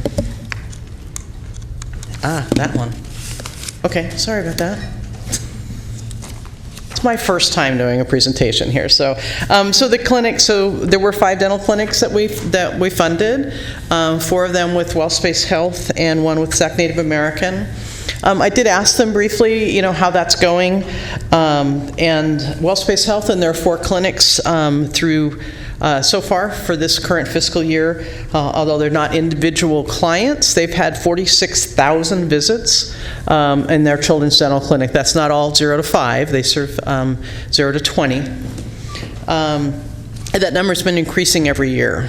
So Sac Native American has had some really exciting things going on with their oral health program and their expansions of their clinics. They expanded both their medical clinic and their dental clinic, and their dental clinic went from 7 chairs to 14 chairs. They're not always, so far they've got 9,000 patients just this year in 2017, and a number of about 800 kids so far. Individual children that they've been serving in the 0 to 5 population. So the other thing we've got going is the Galt construction, Children's Dental Clinic in the Galt area. They face numerous challenges with getting that off the ground. They have a building, a contractor, and I believe July 8th or 9th, they're supposed to actually start construction there. Because this is an experienced outfit, once they've gotten to this point, they're actually anticipating that to be completed by September. So a very short, because it's a remodel, it'll be a short time frame to get that off the ground. One of the other things, of course, was the mobile dental services to provide, again, access to children. SmileKeepers Mobile Dental Services has been very effective. They go out to 450 classrooms. They reach more than 7,000 preschool children, as you're aware. And they attend multiple community events. There is a brand new dental program manager. You remember Kate Barinelli ran the program for numerous years, and she retired earlier this year in March. And Jan Ressler is the new program manager for SmileKeepers. She sends her apologies for not being able to be here today. She was not well, so she was. We talked this morning briefly. And of course, the third leg of the main focus of the funding has been the community water fluoridation, which we've talked about. And again, in the letter today, been committed to fluoridation for years. There's more than 800,000 residents who are now receiving fluoridated water because of our efforts and also the efforts of the city of Sacramento. And of course, the other pieces were some outreach pieces and media type things that we've been doing over the years.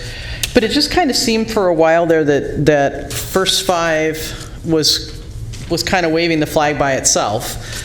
And now we're finding, because of the efforts between the Children's Dental Task Force, the Medical Dental Advisory Committee, and the community recognizing the challenges with our population with fluoridation, we now have some really wonderful partners who are involved with this. There are 3 of those groups who are here tonight, not actually groups. The Every Smile Counts program, the Early Smile Sacramento, we have the dental plans, which will come up and chat for a few minutes, and then we'll talk briefly about the Medi-Cal Dental Advisory Committee. So I'd like to have Deborah Payne, who you recognize has been so active with fluoridation for forever, to come up and talk about the Every Smile Counts program. Deborah. Thank you, Julie. And hello to everyone. My name is Deborah Payne. I'm now with Sacramento County Public Health. And Dr. Kasiri brought me back about a year ago in order to apply for the Dental Transformation Initiative funds. For the first time, as part of the 2020 waiver, dental has been included. So we wanted to capture any money we could for Sacramento County. And I'm happy to say that Sacramento County was selected as one of 15 statewide, and it will be a $10.1 million over 3.5 years. That will start July 1 and will end December 31st, 2020. I would like to introduce Robin Alonji. She's just been hired. In fact, today is her second week, beginning of the second week. She comes to us with fabulous experience and expertise. She has coordinated the CDA Cares event at Cal Expo, which many people have heard of before, I would imagine, and lots of policy experience. Robin, would you like to say something? I am very happy to be on board. I've been in oral health for many years, been with the state, been with private foundations, and am very happy to be with the county and be able to work with all of you. And I appreciate all of the work that First Five has done over the years to support oral health. Thank you, Robin, and I really look forward to her coming on board because she is full-time. I'm supposed to be part-time. But the most important parts of this project have been put together. Now it's time for the implementation. We proposed 3 strategies. One, the virtual dental home, and that is taking dental services to kids in the schools, in communities where they already are. So, and then each piece of these strategies also has the care coordination. The second one is the medical dental partnership, where then we'll have medical providers on the same page recommending first tooth, first birthday, recognizing that they can also bill Medi-Cal for any oral health exams that they do and fluoride varnishes, and we want to really encourage them to do that.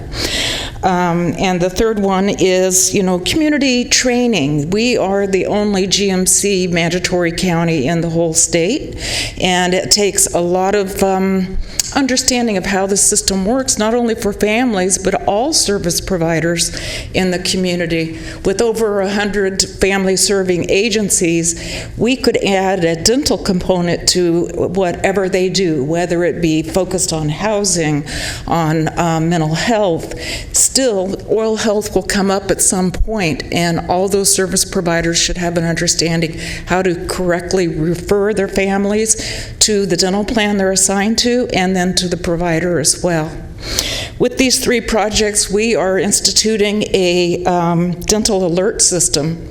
So if there are referral problems between our agencies, we will turn it around in 72 hours and solve whatever barrier that there is. And we also will report out at our monthly Every Smile Counts meetings so that all of the agencies can learn from how we solve the problem to make sure it doesn't get repeated. So we're really looking forward to this partnership. There's a one-pager, and anybody in the audience, if you'd like, there's a one-pager in the back. But we have so many partners. The outreach resulted in about 34 letters of support from not only Sacramento County, but also Amador County.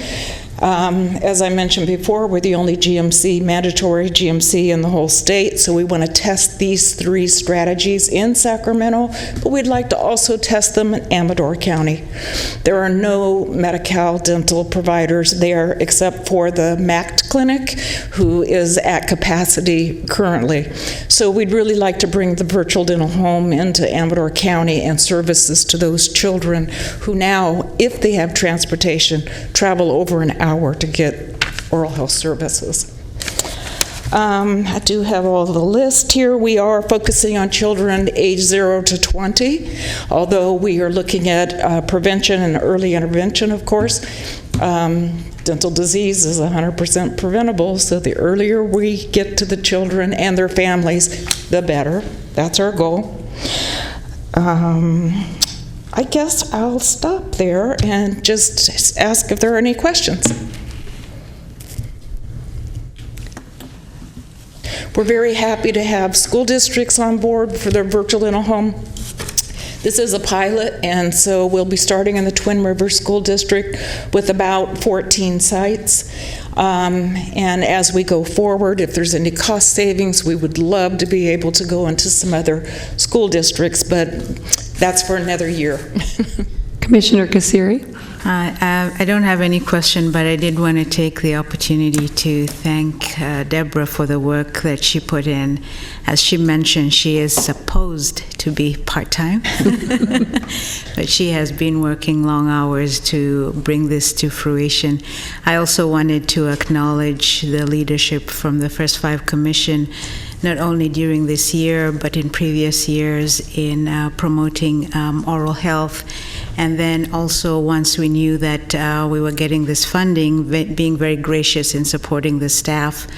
I also want to thank the Board of Supervisors and the Medical Dental Advisory Committee that really pushed us because the way that the RFP was put together, it had to be a county entity to put in the application, so really pushed us to put this together. And actually the MCDAC is the one that came up with the strategies, and I do have to admit that I thought we were overambitious. Gave me a lot of sleepless nights, but very glad that we're here at the implementation stage. Very excited about Deborah and Robin, very, very capable individuals, already very knowledgeable about oral health and the layout in Sacramento County, so I'm looking forward to good things. And I also would like to thank the First Five Sacramento Commission for the years that I was spent there and the opportunity to work on so many fabulous projects. And as you'll see on this paper, there's a lot of partners here that I worked with in the past, so it gave me the ability to know what exists out in the community, where the gaps are, and who's best able to address those gaps. Well, it's good to see you back, and welcome, Robin. And we've got a couple of other comments or questions. Commissioner Jones? I'll make it very quick, I promise. I just want to echo what Dr. Kasiri said, how grateful I am to have these strategies. I think, first of all, everybody working on it it's been a great partnership, as are many of the programs we've done. But these particular strategies were very interesting. They're very innovative. They were highlighted by the Little Hoover Committee, many of them, that these are the strategies you really should push. And like so many things that within First Five in the county, we're pushing the envelope. We're going outside of our comfort zone to make sure that every stone is unturned, every process is going to be looked at, and to the advantage and to the benefit of our children. And we've got great staff that can accomplish that. Thank you. Thank you. And Commissioner Wirtz. Thank you. And just, Deborah, as you know, we all recognize the work you've been doing over these years to work with all the other partners and to increase our coverage on the GMC program. And we are at, according to this, around the 43% now. And I think that's great progress. It's, almost 4 times where we were when we started and so on.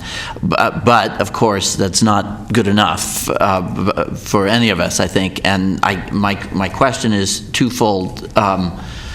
Is it likely that we're going to be able to increase that 43%, I guess, is what I'm really looking at.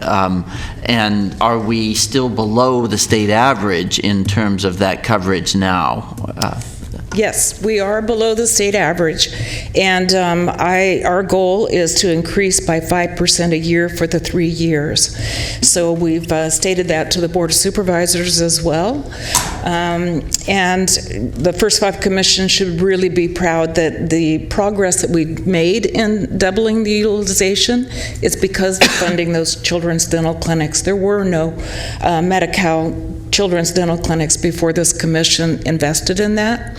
And opening the 6th clinic will help with the numbers, as well as some partnerships with other programs that will be able to count those kids into the Medi-Cal system, because we have the dental plans at the table. And so the dental plans can contract, bring on providers, and start counting, for instance, the Smile Keepers kids, who about 8,000 a year get served, and they haven't been counted because they can't directly bill Medi-Cal. But we're going to put systems in place to try to maximize the billing to Medi-Cal. You're welcome. All right. Thank you very much. Thank you.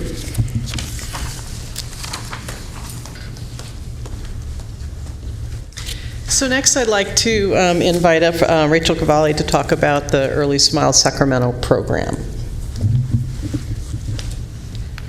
Good afternoon, Commissioners. I am Rachel Cavalli. I am the Program Manager for Early Smiles Sacramento. We are a school-based program. I am a Sacramento County native. I've been in dentistry for 25 years. I cringe every time I say that because that gives away my age. Early Smile Sacramento is a school-based oral health program. It's run by the Center for Oral Health, and it's funded by the 3 GMC plans, Liberty Dental Plan, HealthNet, and Access. The dental plans wanted to find a way to bring oral health services to their most vulnerable members, the children. The Center for Oral Health Executive Dr. Barzaga runs a similar program down south at preschools and combined efforts with the dental plans down there. So he brought a pilot program up here to Sacramento County elementary schools. Our Early Sacramento's program goes to the schools and provides dental screenings. We do visual screenings, fluoride application, and then we also help navigate them to the Medi-Cal, Liberty, HealthNet, or Access based on what we find. We use the same grading criteria, the 1, 2, and 3. We then do provide the fluoride if the parent has given us access to do that. After launching the program in June of 2016, we have 6 MOUs with 6 school districts: San Juan, Sacramento City, Robla, Twin Rivers, Elk Grove, and Gateway Charters. On our consent forms, we ask the parents to give us the permission to do the dental screening, the fluoride varnish application, as well as share the screening results with their 3 GMC plans. We have a navigator who will look them up in the portals and see if they have which plan they have, and then she provides an Excel spreadsheet to the 3 programs, the 3 GMC dental providers. And then also we provide it to the schools. In the past, the nurses were responsible for calling each one of the families and trying to help them get an appointment, transportation and translation as well. We provide that service now for them. So we have taken the burden off the school staff and the parents as well to try to navigate the GMC phone calls and such.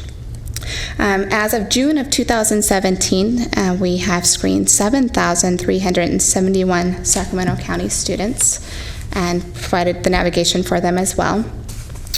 And the school nurses do get the spreadsheets. It has greatly impacted their workload. They don't have to do the follow-up like we do. On a weekly, if not daily basis, I get phone calls from school staff with a child that fell on the playground, broke her front tooth, and we are able to get them. I pick up the phone, I call my partners, I work very closely with the 3 plans, and we get them seen within 24 hours. That's made a huge impact in the way that we deliver the service and care in the Sacramento County. County. We've really been able to build on that relationship with the schools and a lot of the school staff, and we're gearing up for the next school year. We've got about 15 schools already set up for September and the beginning of October to do some dental screenings. You will meet Danielle Canarazi after me. We work very closely together. We do a lot of community events. I believe we've done about 20 this year, and we continue to grow. This is our first year, a lot of trial and error, but we're looking forward to seeing 12,000 by the end of this year is my goal, and we're fastly approaching it. So thank you for your time. And I'm off to a family resource center, so I got to be there by 3. So I'm going to excuse myself. I'm going to go do some dental screenings there. Thank you. Thank you. Thank you, Rachel. So Danielle Canarazi is representing all of the 3 dental plans to talk a little bit about what the dental plans are doing now. Danielle. I'm a little scared to represent all 3. No, just kidding. Hello, Commissioners. Thank you. My name is Danielle Canarazi. I am the Community Outreach Supervisor for Liberty Dental Plan. Very quickly, and just so you understand my mindset, I, like Rachel, was born and raised in Sacramento County. I'm a product of Sacramento County School Districts. And I also have a background in early childhood education. I was a preschool teacher and a toddler teacher, which made me delay having kids for good reason. I also worked at 2 local pediatric dental offices after leaving the preschool. And one of those, they worked directly with hundreds, I would venture to say almost thousands of GMC families.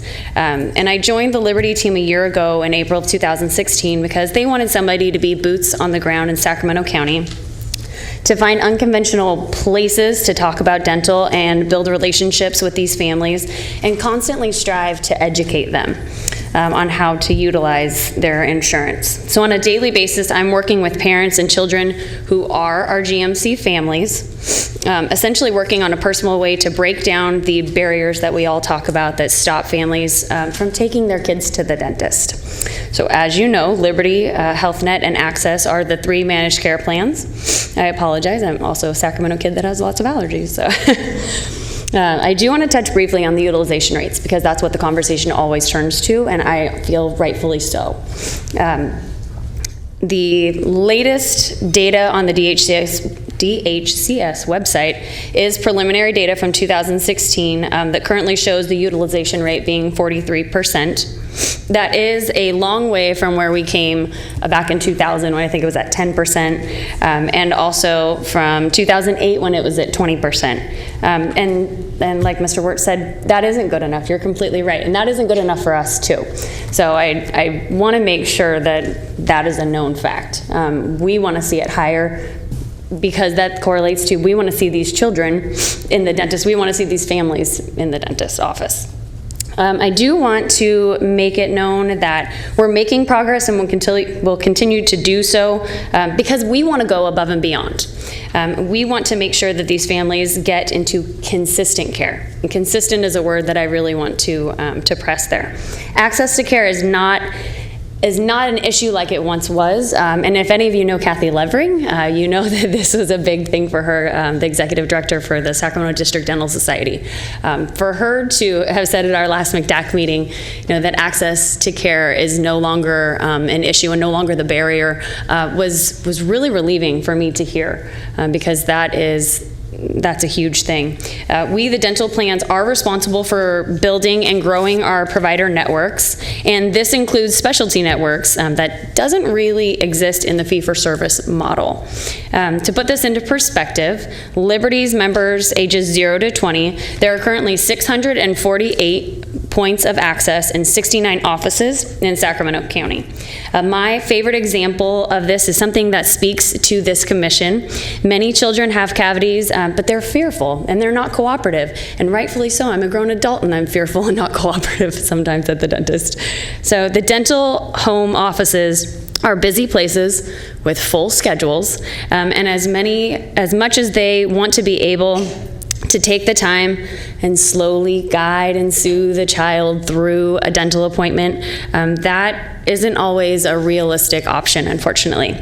So these children can and do get referrals to pediatric specialty offices to get their cavities taken care of in a setting that is more geared to slowing down that pace and teaching the children to trust the dental office and trust the staff.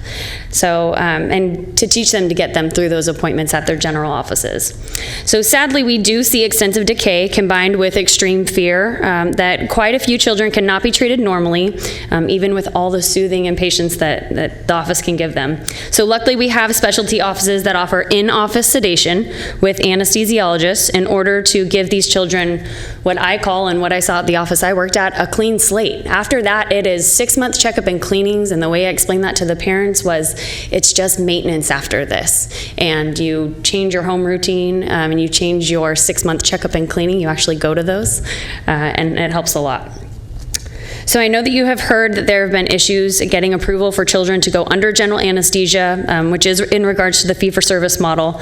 Liberty has approved 98.88% of general anesthesia requests for children 0 to 7 years old. So I just hope that you recognize and understand that this is something we're working on. This is something we take very, very seriously. This program means a lot to us, and so we want to do as much as we can to help these children. So also on the topic of our provider network, we handle grievances brought to us by members as well as providers. And this is something that I'm doing as far as being out in the community on educating our members. So I'm going out and talking to them and letting them know that if you have a problem with your dental home or with your dental office, tell me, call your dental plan and tell them. We want them to have quality care. It's what they deserve. It doesn't matter if they are, just the GMC community or another community. They deserve quality care just as any of us do. So I'm letting them know we cannot fix a problem that we don't know about. So please be your advocate, be your child's advocate, and let us know what's going on so we can fix the issue with that office, because we want quality providers for these people to go to. And the last thing that I will touch on is like Rachel said, she had to go to one of the family resource centers. That has been a huge part of my community outreach. We get to work with, today she's going to the North Sacramento Family Resource Center, and I will be joining her after this, to do outreach and dental screenings right there on site. And we not only do the community events, but we're trying to be in places that these families are every single day. We're at the schools. I'm at the schools doing outreach. I have set up at back to school night. I've set up at just when school started back in September and set up a table out there just to answer any questions. And frankly, yes, I'm from Liberty. I work for Liberty, but it doesn't matter to me what dental plan you have. If you have a question, if I can help you, we are going to get that figured out and help you out there. So, and lastly, I can only speak for Liberty on this. But I would assume for HealthNet and Access as well that, like I said, 43% is not good enough. But we are here, we're at the table. I'm here all the time. And we do want this. We want this to change. We want this to fix. And we're open to the ideas. We're open to the conversation. So I am happy to have them anytime. I welcome your questions. I might be a little scared, but I welcome your questions. Commissioner Jones? Mainly, I just want to say that, it's great to work with Rachel and Danielle. They're very enthusiastic proponents of oral health, and it's wonderful to have them, and they are involved.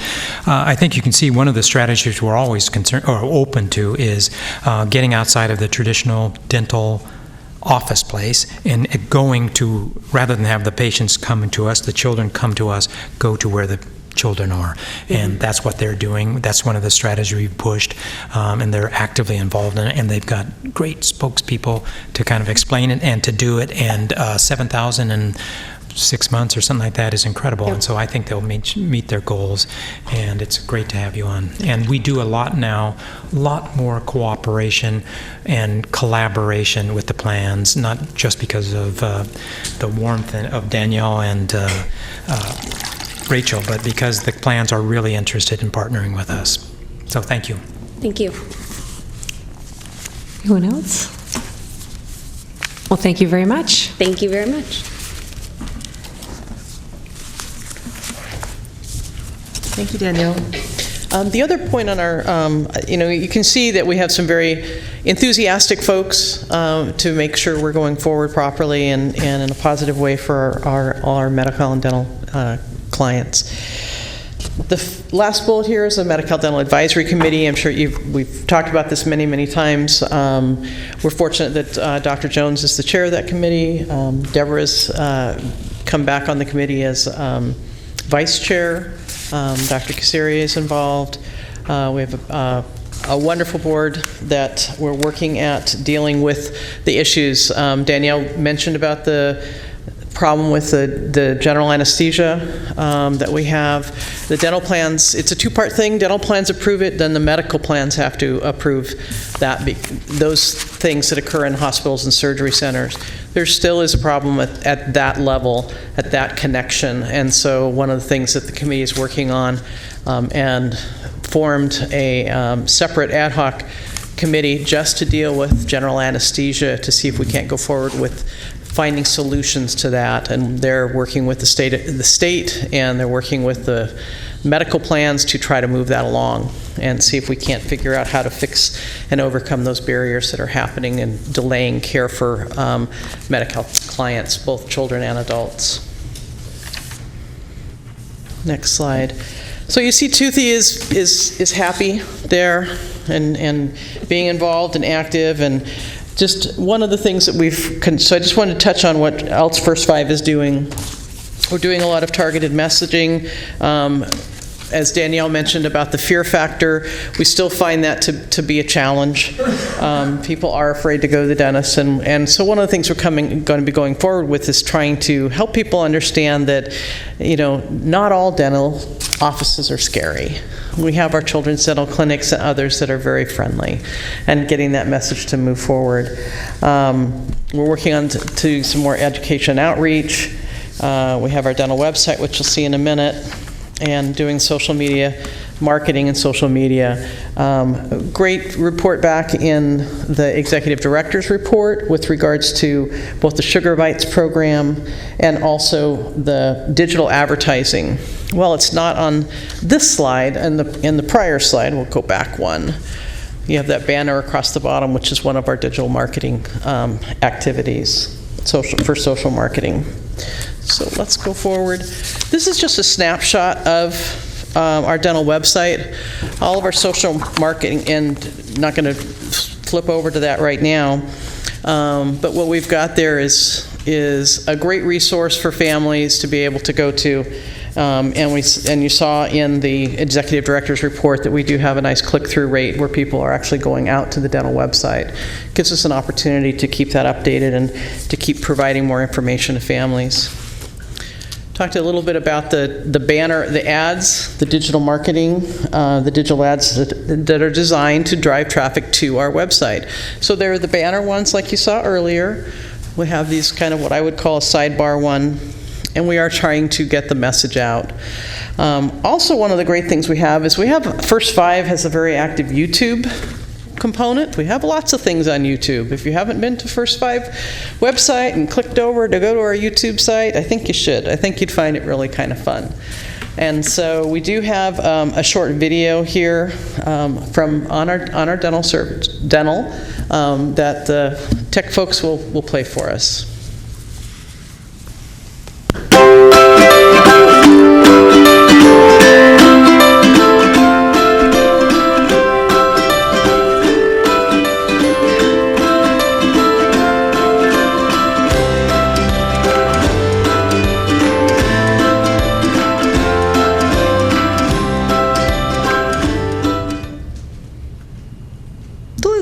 Isn't that happy?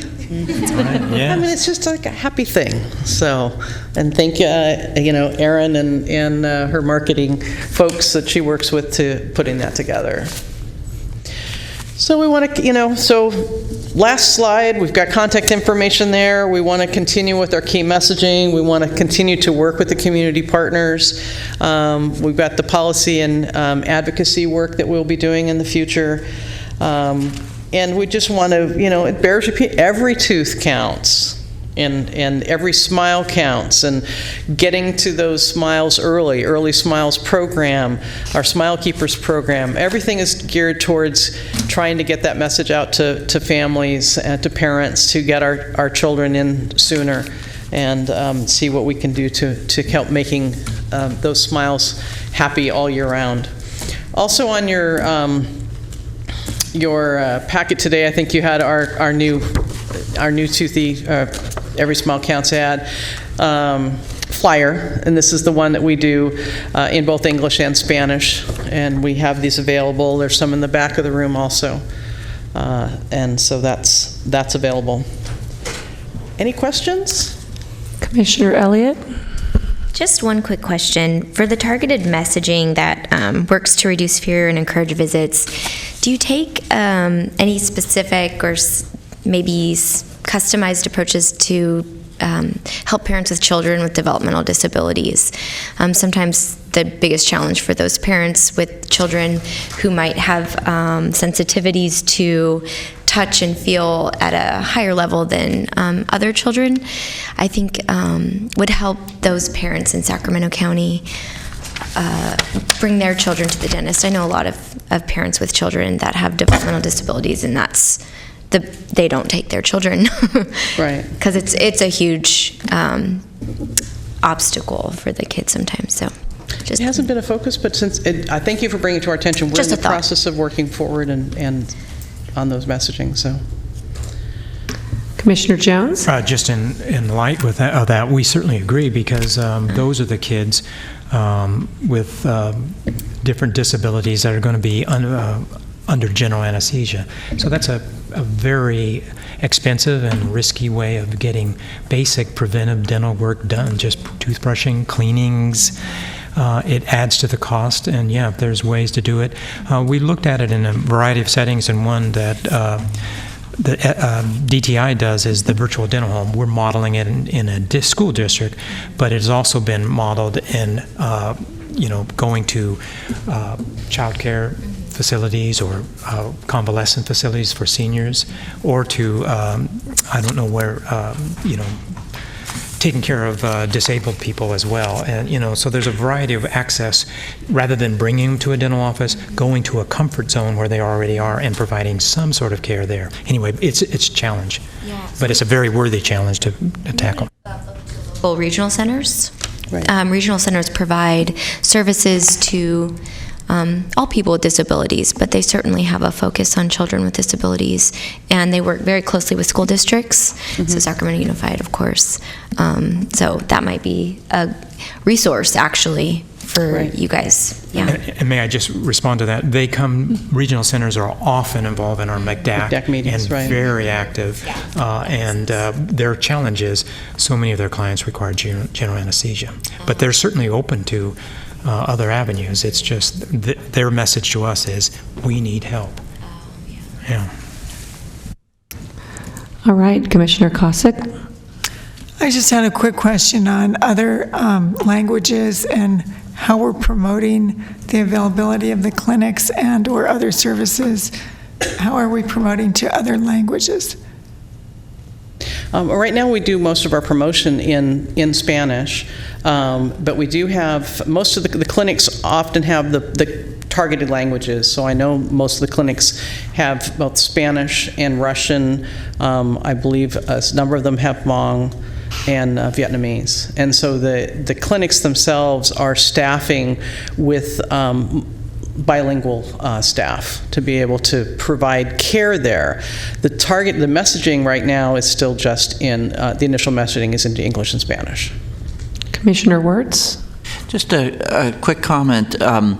I think here's a good example of where the trauma-informed approach may be very valuable when we move to the communities. That for lots of reasons, dental, like doctors, like other institutional places, are not necessarily always what we use the term. They often may well be trauma-organized rather than healing organizations.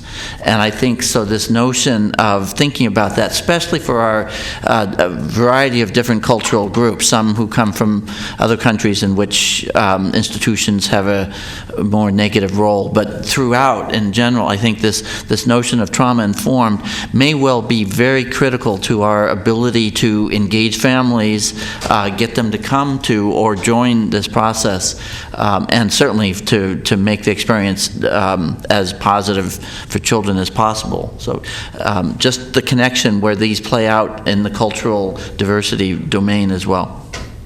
Okay, thank you. Anyone else? All right, thank you. Thank you. All right, on to item 7. Presentation of the 2016 School Readiness Assessment. And just before we jump into the PowerPoint presentation from Mikhail Newport-Bera, I want to let you know we're shaking things up just a little bit this year. So after the PowerPoint wraps up, we have representatives from 2 of the school districts that we're going to share with you just really quickly some of their sustainability efforts that they've started like right now in preparation for the fiscal cliff in 2018. So we have, in addition to Mikhail, we have Elizabeth Cunyon from Twin Rivers Unified and Carrie Norris from River Delta. And so they'll jump up as soon as Mikhail is done.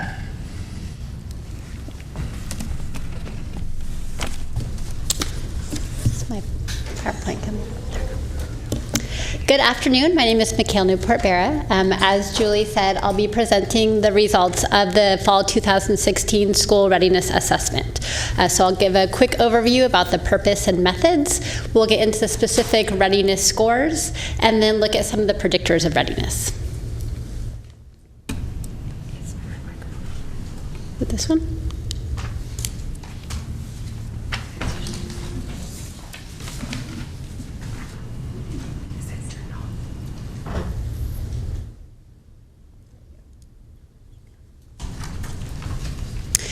All right, so a quick overview of the purpose of the assessment. Just a reminder, this is actually the 5th year that we've done the school readiness assessment in the first 5 Sacramento network of districts. So the purpose is to assess kindergarten readiness within the network, and then also have a specific focus on looking at the relationship between the school readiness services funded by First 5 and school readiness. We also seek to identify other predictors of readiness, so looking at demographics, health and well-being, preschool experiences, and family support. We do like to highlight that it's not intended to be generalizable to the whole county or individual districts or schools. We're really focusing on this network of 9 districts that's served by First 5. So this does give a diagram of the network that we are assessing. So as I mentioned, there are 9 districts. So that includes Sacramento City, Twin Rivers, Elk Grove, Natomas, River Delta, Folsom Cordova, Galt, Robla, and San Juan. So across these 9 districts, we assess 40 schools, so 89 classrooms across those schools. This year we had 1,874 kindergarten students assessed, and we received parent surveys from 1,360 parents. So we get a wealth of information from parents in addition to that child level data. So as I mentioned, our focus is really on looking at the impact of those first 5 services. So in our sample, we had a little over a third, so 35% had received at least one first 5 school readiness service. And this is comparable to what we've seen in our previous assessments. So just a quick overview of the child and family characteristics. As we'd expect, is similar to previous years. We had 38% who are English learners, most of whom were Spanish speakers. 8% identified as special needs. Average age at assessment was 5.5 years old. When we look at mother's education, so you'll see the blue bars there, we had about a quarter that had less than a high school degree, and another 32% who had a high school degree as their highest level of education.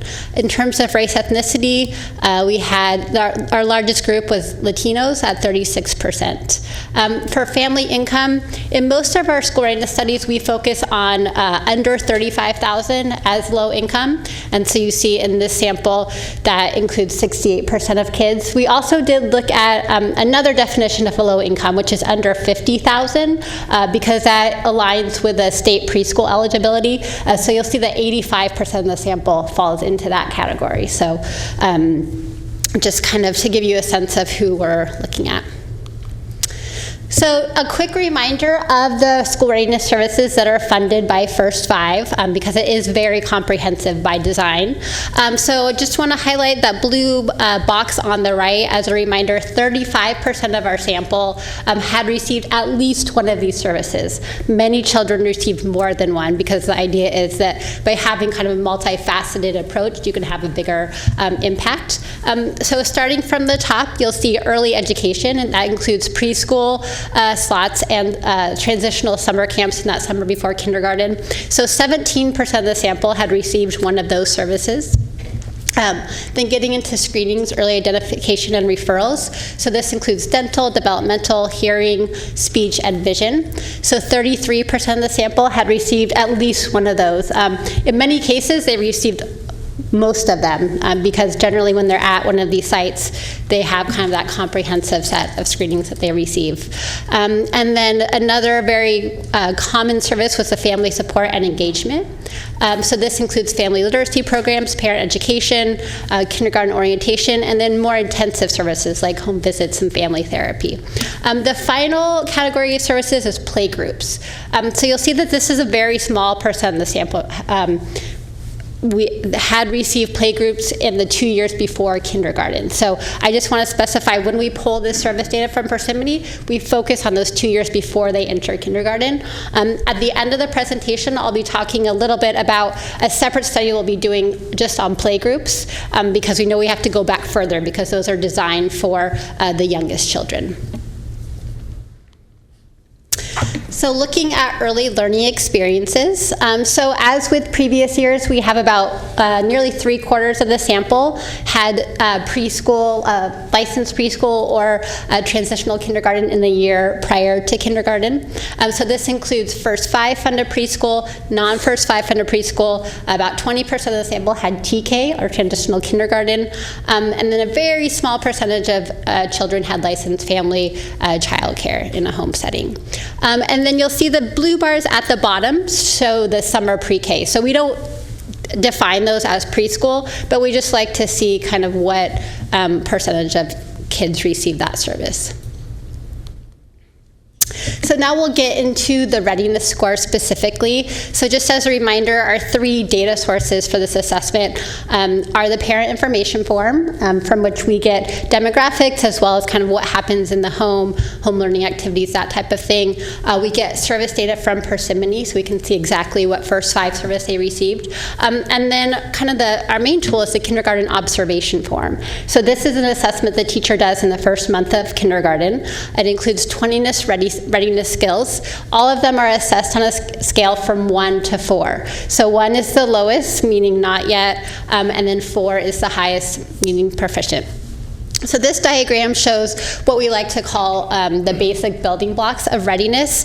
So you'll see along the bottom, kind of forming that foundation, are the 2 motor skills items. So we have fine motor and gross motor skills. And then because those are only 2 items, we don't consider that a whole separate domain, although they do factor into overall score.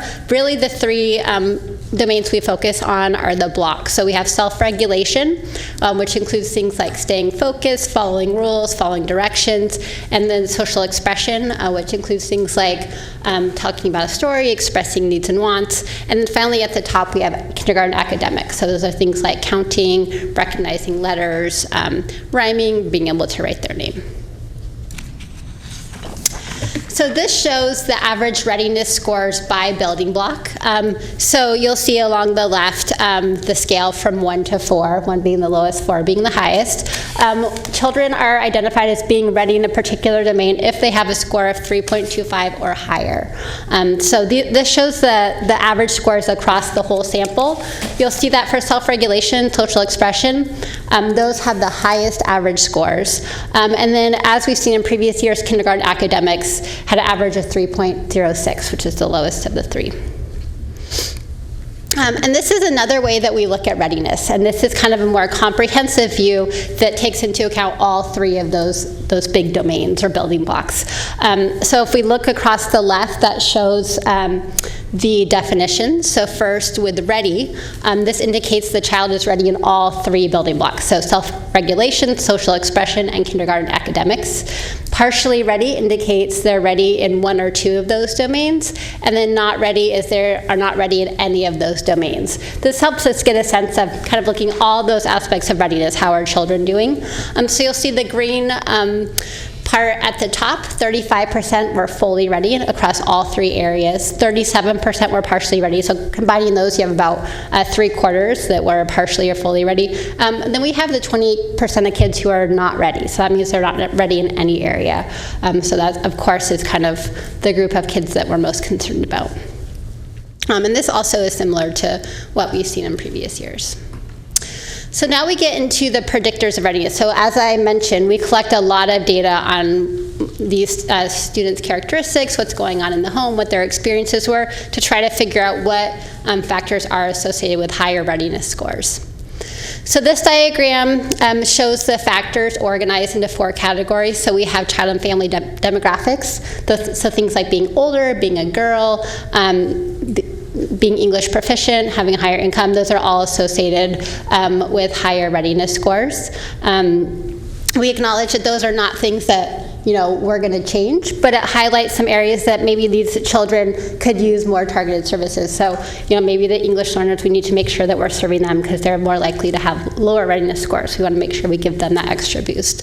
With preschool, having attended a licensed preschool or TK, those kids tend to be more ready.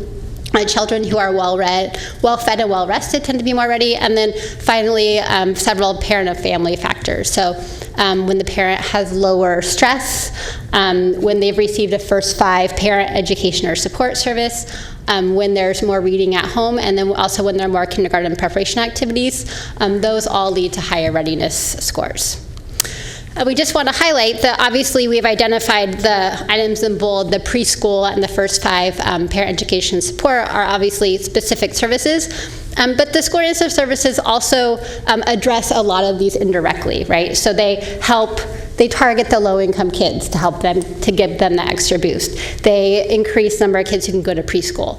They make sure that parents know about bedtime so they can be more well-rested. They promote reading at home. So there are a lot of ways that they support these things indirectly, even if it's not a specific service.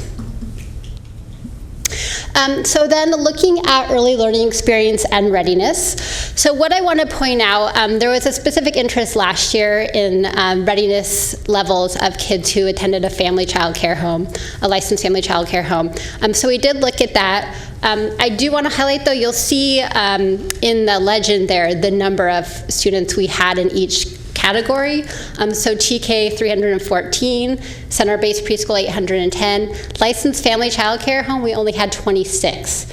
So we're showing the scores, but that's a very small number. And so it's likely that a few kids could really sway that score. So just to really take, these numbers with that into account. And then we had 463 with no preschool. So what we see is what we'd expect. The children who had no preschool had the lowest scores. The children with TK had highest, and then actually center-based preschool and licensed family child care home were similar. I do want to note that we did adjust for factors. So you'll say, well, the TK kids were probably older. But we adjusted for age. We adjusted for other factors to really try to isolate the impact of this earlier learning experience. And then I want to show, this is something we see very consistently, is this benefit of first 5 supported preschool. So just to remind everyone how beneficial this is.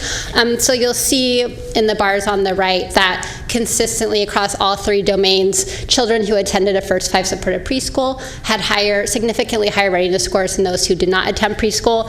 You'll really see the biggest boost with kinder academics, which makes sense because that's something that's really focused on in the preschool setting. We saw these benefits across all groups, including low-income kids and English learners. And I do want to note that, as I said, by design, most kids who got this preschool experience also got screenings and referrals if they needed them. So it's possible that those are also contributing to this boost that we see for the first 5 preschool kids. So a few other First 5 service benefits we saw. As I mentioned, First 5 parent education support were associated with higher readiness scores. We saw an especially large boost for low-income kids, so that was promising. And then we also saw that participating in First 5 services excuse me, had other positive outcomes. So these kids tended to read at home more frequently. They are more likely to engage in kindergarten preparation activities. They're more likely to have information about school readiness. So one thing that we like to focus on with these outcomes is they have benefits not just for that kindergarten year, but moving on throughout the academic career. So if these parents are doing more reading at home with their kids, are more engaged in their school, that's going to have benefits kind of throughout their elementary, middle, and high school years. So quick summary, as I mentioned, 35% of children were fully ready, 72% were partially or fully ready. We saw a lot of the predictors were similar compared to what we've seen in the past. So things like age, gender, family socioeconomic status, preschool attendance, child well-being. As we've also seen in the past, First 5 supported preschools are linked with higher readiness levels. Children whose parents participated in First 5 funded parent education had higher readiness scores. And then First 5 services were associated with other positive outcomes. And finally, as I mentioned before, because of the number of kids and when we look at services, we can't really do a lot with the transitional summer camps and the play groups with this assessment data. So what we're going to be doing for the play groups is combining or aggregating data over multiple years so we can get a bigger sample size of those kids and really focus on the impact of that service. And then for transitional summer camp, we're in the process of trying to get some more specific pre-post data for that intervention period to see what the impact is of that. All right, that completes my presentation.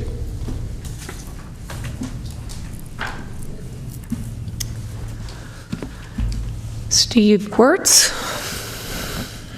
Just to say that I continue to think that the efforts around evaluation around school readiness are some of our best efforts to document the value added of First 5 activities. I mean, we're beginning to build some evaluation on an ongoing basis across our programs with Birth and Beyond as well as the school readiness, and I think this is going to help us with our sustainability. I think we incorporate that into our messages more and more.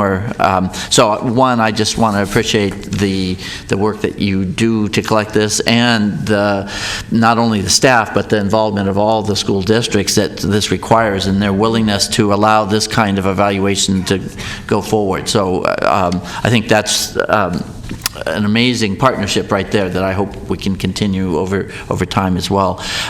The other question, I just wanted to clarify, I think that if I understand right, the comparison with First 5 preschool is compared to those who had no preschool, correct? Mm-hmm. And I assume those who have other sources of preschool have all of these, usually other social capital, that they're coming from higher income families and so on. Mm-hmm. So the comparison with those who don't have preschool is still inappropriate. And right, and the intention is to say, exactly the assumption is these kids wouldn't have gotten preschool experiences otherwise, so the fact that they're getting them through First 5, this is the boost that they're getting. Mm-hmm. Thank you. Commissioner Jones? Thank you for this. This is, I think, a very important part of our funding program, so I'm very happy to hear this information. I guess I had some questions about it. I wasn't sure of the school readiness budget. And then how many kids are actually served by this program? Who received any school readiness services? Yes, I take it. Probably the best. Yes, hi. Yes, our budget is about $4 million a year divided among 9 school districts, so annually. So how many children do we see in that? I believe that's about 3,000 children. How many did you say? I think about 3,000. It's more than that. It's closer to like 49. I think last year it was combined all 9 school districts. It was about 4,900. Yeah. And so in slide 3, when you talk about the 658. Right, those are the students who were in our sample. strictly, yeah. Mhm. And these children are entering kindergarten, so they're no longer, per se, first 5 clients, because they're now entering kindergarten. Thank you. And maybe just a clarification on the sample selected, how are you selecting the 40 schools and the 89 classrooms each time you... Right, so we take the 9 districts, and then there are, within each district, there are a certain number of schools identified as targeted schools based on where the services are provided, and then we seek to get 2 classrooms in each school. Any other questions? I'm sorry, did you tell me the budget? What was the budget again? I'm sorry, I missed it. It's about $4 million a year. $4 million, for okay. 9 school districts. Thank you. All right, thank you very much. Great, Right. and we'll invite Elizabeth Cunyon up from Twin Rivers. Good afternoon, Commissioners. Thank you for this time.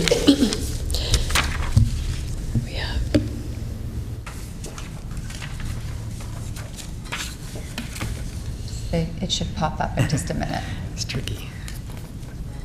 There you go. There you go. My name is Elizabeth Cunyon. I am the Director of Early Childhood Education in Twin Rivers Elementary School District, and I wanted to talk to you a little bit about school readiness program components. All of the districts provide these components: developmental playgroups, preschool, parent engagement and support, comprehensive screening, early intervention, transition activities, and summer camps. We feel that early intervention and prevention is key to the success of all students in school and beyond.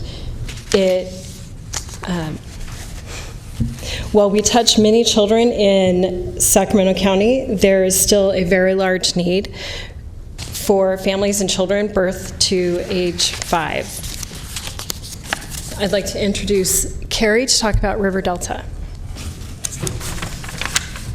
Before Carrie starts, I wanted to pass this out. She'll go in more detail about the program that is funded through, or was actually, through the community building grants. Their program's called Super Mamas. They put together a little album for us as appreciation for First 5 and the commission as part of that funding. So I wanted to pass it around. You can all see all the great pictures.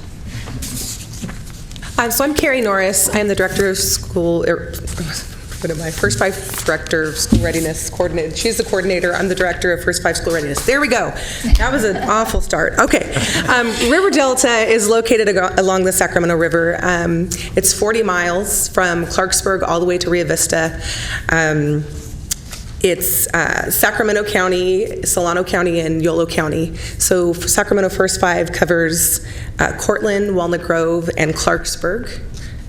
No, Cortland, Walnut Grove, and Isleton. That's the Sacramento area. So you can drive 15 minutes from here to Isleton, and you're still in Sac County, and so that's where we provide services. Our hub is in Walnut Grove. That's where we have our Family Resource Center. So for our 3 little communities, over 90% of our students are on free and reduced lunch. For 2 of our schools, 1/3 of the population are migrant students. So there's definitely a need for all of these services. It's a rural community. Some of our students live on an island and have to take a ferry across to come to receive services. To receive most services, they have to go either to Galt, Lodi, or Elk Grove or Sacramento. So we try with our Family Resource Center to bring as many services as possible, car seat classes, mental health services for agencies that come out to our community, Smile Keepers. We get that started for the YMCA in Cortland and for our preschools in Isleton and Walnut Grove. I want to talk a little bit about sustainability. I know that Monine is really good about reminding us about sustainability, and anytime she sees an opportunity, she makes sure we know about it, so that way we're not going to get to the fiscal cliff and not be prepared. So one opportunity that she brought to Walnut Grove and to our First 5 in River Delta is Head Start. So she set up a collaborative meeting with Denise Lee from Head Start, and Head Start was trying to decide whether they were going to leave Walnut Grove community because they were having a hard time filling their spots, or if there was a way we could collaborate together. So about a year ago, a little bit earlier than a year ago, we started conversations about whether or not they could take over our Walnut Grove preschool. So not only did they take over the Walnut Grove First High preschool and move to our site, they actually opened 40 spots on our Walnut Grove school campus. So instead of 24, we now have 40 on the campus. And instead of having a 3-hour program, they actually made it a full-day program at the request of the parents. So the day actually matches the school day and the school calendar. So that was a fabulous partnership that we've really appreciated. For Ileton, we also have a preschool, First Five preschool in Ileton, and we have another year of the grant, but knew that that was something to also talk about figuring out what to do. So we'd been in discussions with Head Start about whether or not that was a possibility, and they were kind of looking at their federal budget and not being able to really commit to that yet. So Monine again passed on the email about the next opportunity for the state preschool grant. It seems to always come during a vacation, so this one was going to be written over spring break. We had passed on a previous one that was going to be written over Christmas because I would have been the only one working on it because everyone else was on vacation. So Heather Goss, our coordinator, and Antonia Slagle, the principal at Ileton, and our preschool teacher, Suzanne Klein, got together over 2 weeks pretty much and wrote the grant for the state preschool grant to bring a state preschool program to Ileton. They requested full day, full year for 24 slots, and we found out last week that we received $258,000 for that, and we'll be able to start that in the fall. So that's some of the efforts we've made in sustainability. And like I said, I don't want to wait to the end and figure out what I'm going to do now that there's no services for our kids. So we've transitioned last year to Head Start, and this fall will be to state preschool, so we can continue all of the services for our students. Just a brief comments on our community grants. That has been amazing for our parents to be able to just come up with leadership roles and come up with ideas that they want for the community. We had a Super Mamas group, which is the little book that's going around there, and they've done all sorts of nutrition and cooking and craft classes for the families at 0 to 5 age. They had Chef Verger from 1022 volunteer his time to do a cooking class with the students. So we had the little ones cooking with their parents. They promoted or helped facilitate a Donuts for Dad activity where we had over 50 dads and families come out for that activity, but they didn't want to just give them a donut and have them walk their kids to class. They thought they needed to have an activity for them to do. So they got marshmallows and toothpicks, and there were structures of all shapes and sizes being built for about an hour with the dads and their kids. So it's been a fabulous opportunity for our parents to lead, and we'll be picking up that tab since that grant's over. The school site is going to continue the Super Mamas through Title I funds because we just saw the value so much. And then I know you're going to talk a little about the Los Héroes. We actually have a second community grant awarded recently by you lovely people. It's called Los Héroes, and we saw actually the interest from the dads in our community to be involved, and maybe a little jealous about the other group that's called the Super Mamas. And so I helped a group of dads write the grant for Los Héroes. That's 3 dad leaders who are bilingual in Spanish and English, because we have a lot of Spanish-speaking people in our community. And they are super pumped about it. They have already done a planting activity, inviting the whole school, especially 0 to 5, to participate in planting plants in the garden at the school. There's 10 garden beds, and they really loved that. And I know that they plan like soccer day to bring the families out for something like that. Obviously lots of different sports since they're dads, but they're very excited to get the group going.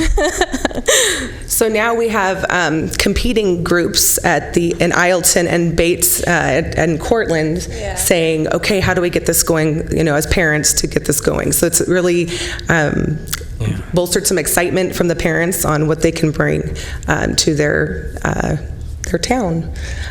So just want to thank you all, because the funds that First Five is providing, especially in River Delta where it is so rural, is really making a huge impact on our families. So I'll turn it over to Twin Rivers. Thank you.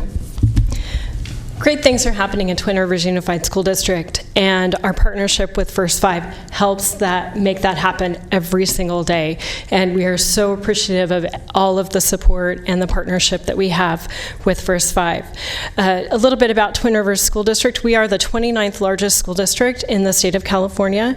We cover 120 square miles in, thank you, 120 square miles in Sacramento County, and we are currently at 85% free and reduced lunch. In the past, we were designated as a low API or Academic Performance Index school district. The current measure, California School Dashboard, currently indicates that we are a low average achievement for all K-12 students, and that's versus an above or below average school district. We, as a district, serve approximately 31,000 students, which includes 1,000 preschool students plus our 0 to 3 playgroups. We represent 46 languages, 27% English language learners in our district. For sustainability, we also have CSPP and CCTR, which are funding sources from the state for preschool as well as birth to 3. We also partner with Head Start and also First Five. We receive very little funding from our district general fund. It's approximately $10,000 a year. So again, very little. The majority of our funding comes from the state of California CSPP, then our CCTR, Head Start, and then First Five. We have established an early learning task force in Twin Rivers to work on our strategic plan for early learning, birth through age 8, for the next 5 years. We are working on that right now, and we hope to have a document ready for publication early in the fall. We did receive expansion preschool slots from CSPP state, and we are opening 7 new classrooms for 2017-2018. The biggest challenge there has been finding locations that are suitable for licensing and serving our preschool students. We are currently also participating in the QRIS, Quality Rating Improvement System. We have averaged a Tier 4 rating in the program out of a 5-tier system, and that is bringing in additional funds that we have been using to ensure high-quality education for our students. We are using those funds to provide high-quality professional development for our teaching staff. With those funds, we've also been able to now offer training opportunities for our paraeducator or our teacher assistants. We, as a district, have also been participating in the Superintendent's Early Learning Committee, the Sacramento County Office of Education, and we are improving data outcomes through Persimmon. We have decided to pilot the pre- and post-evaluation for ASR during the 5-week summer kinder camp program or transitional camp program. And over the last 2 years, we've provided some piloting for the ASR data system for Persimmon. It has been challenging at best, but we are sticking to it and paving the way for those who come behind us, because I know that it will make everyone's lives much easier with the Persimmon data system and make it more accurate. We are building community partnerships with a number of partners, some of whom have mentioned us today. We are partnering with Reducing African American Deaths, Smile Keepers, a number of the FRCs in the region, Birth and Beyond. We have become or are becoming a trauma-informed organization that is an ongoing task that we will be pursuing over the next couple of years as well. We are also participating in the Choice Neighborhoods Initiative with Twin Rivers Housing and collaborating with Roberts Family Development Center to serve the preschool students. Again, I want to say thank you to First Five. We are grateful to the Commission for their support over the years and for providing the infrastructure to carry out and expand our services to low-income families. My understanding is that when we started several years ago, First Five was the only funding that we were receiving to provide services to these students, and now we have surpassed the First Five funding with our partners in various areas. Without your support, we would not be able to offer many of the services that we now provide, which include take-home book backpacks that we provide to all of our families on a weekly basis. They have books in English and Spanish. We're working on getting books in other languages.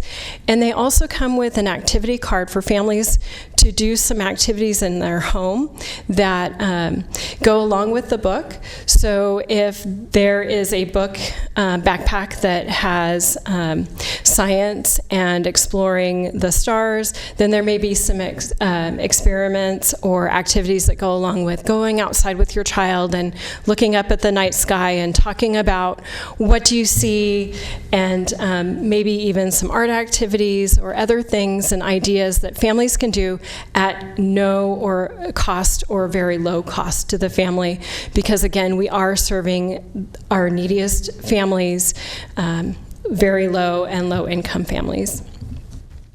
We also would not be able to provide the dental, hearing, vision screenings, again, Smile Keepers and Early Smiles, developmental and behavior screenings such as ASQ and the ASQ-SE. Family and Community Liaison is funded solely out of our First Five budget, and that particular position reaches out and works with our families and partners with the Family Resource Centers to provide ongoing training throughout the school year. We provide parenting classes. We also provide parent, child, and teacher support for children experiencing behavior difficulties at home and at school. We have a behavior intervention assistant and a behavior analyst who are available to go into classrooms, work with children, work with the teaching staff, and also work with the families and what they can do to best support their child and help them to be successful in school, at home, and in the future. Last but not least, our 0 to 3 playgroups. Without First Five funding, we would not be able to provide our 0 to 3 playgroups to our youngest learners. Any questions for River Delta or Twin Rivers?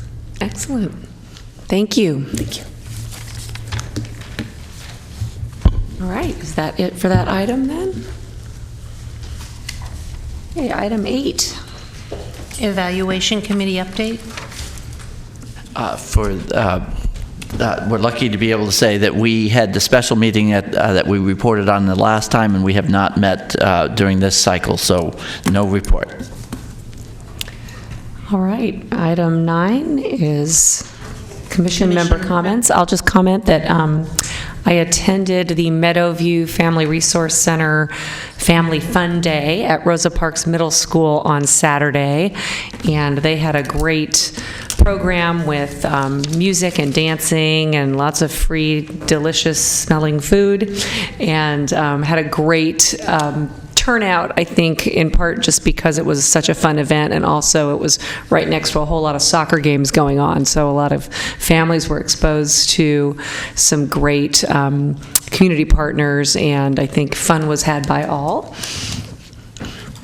Any other comments from other commissioners?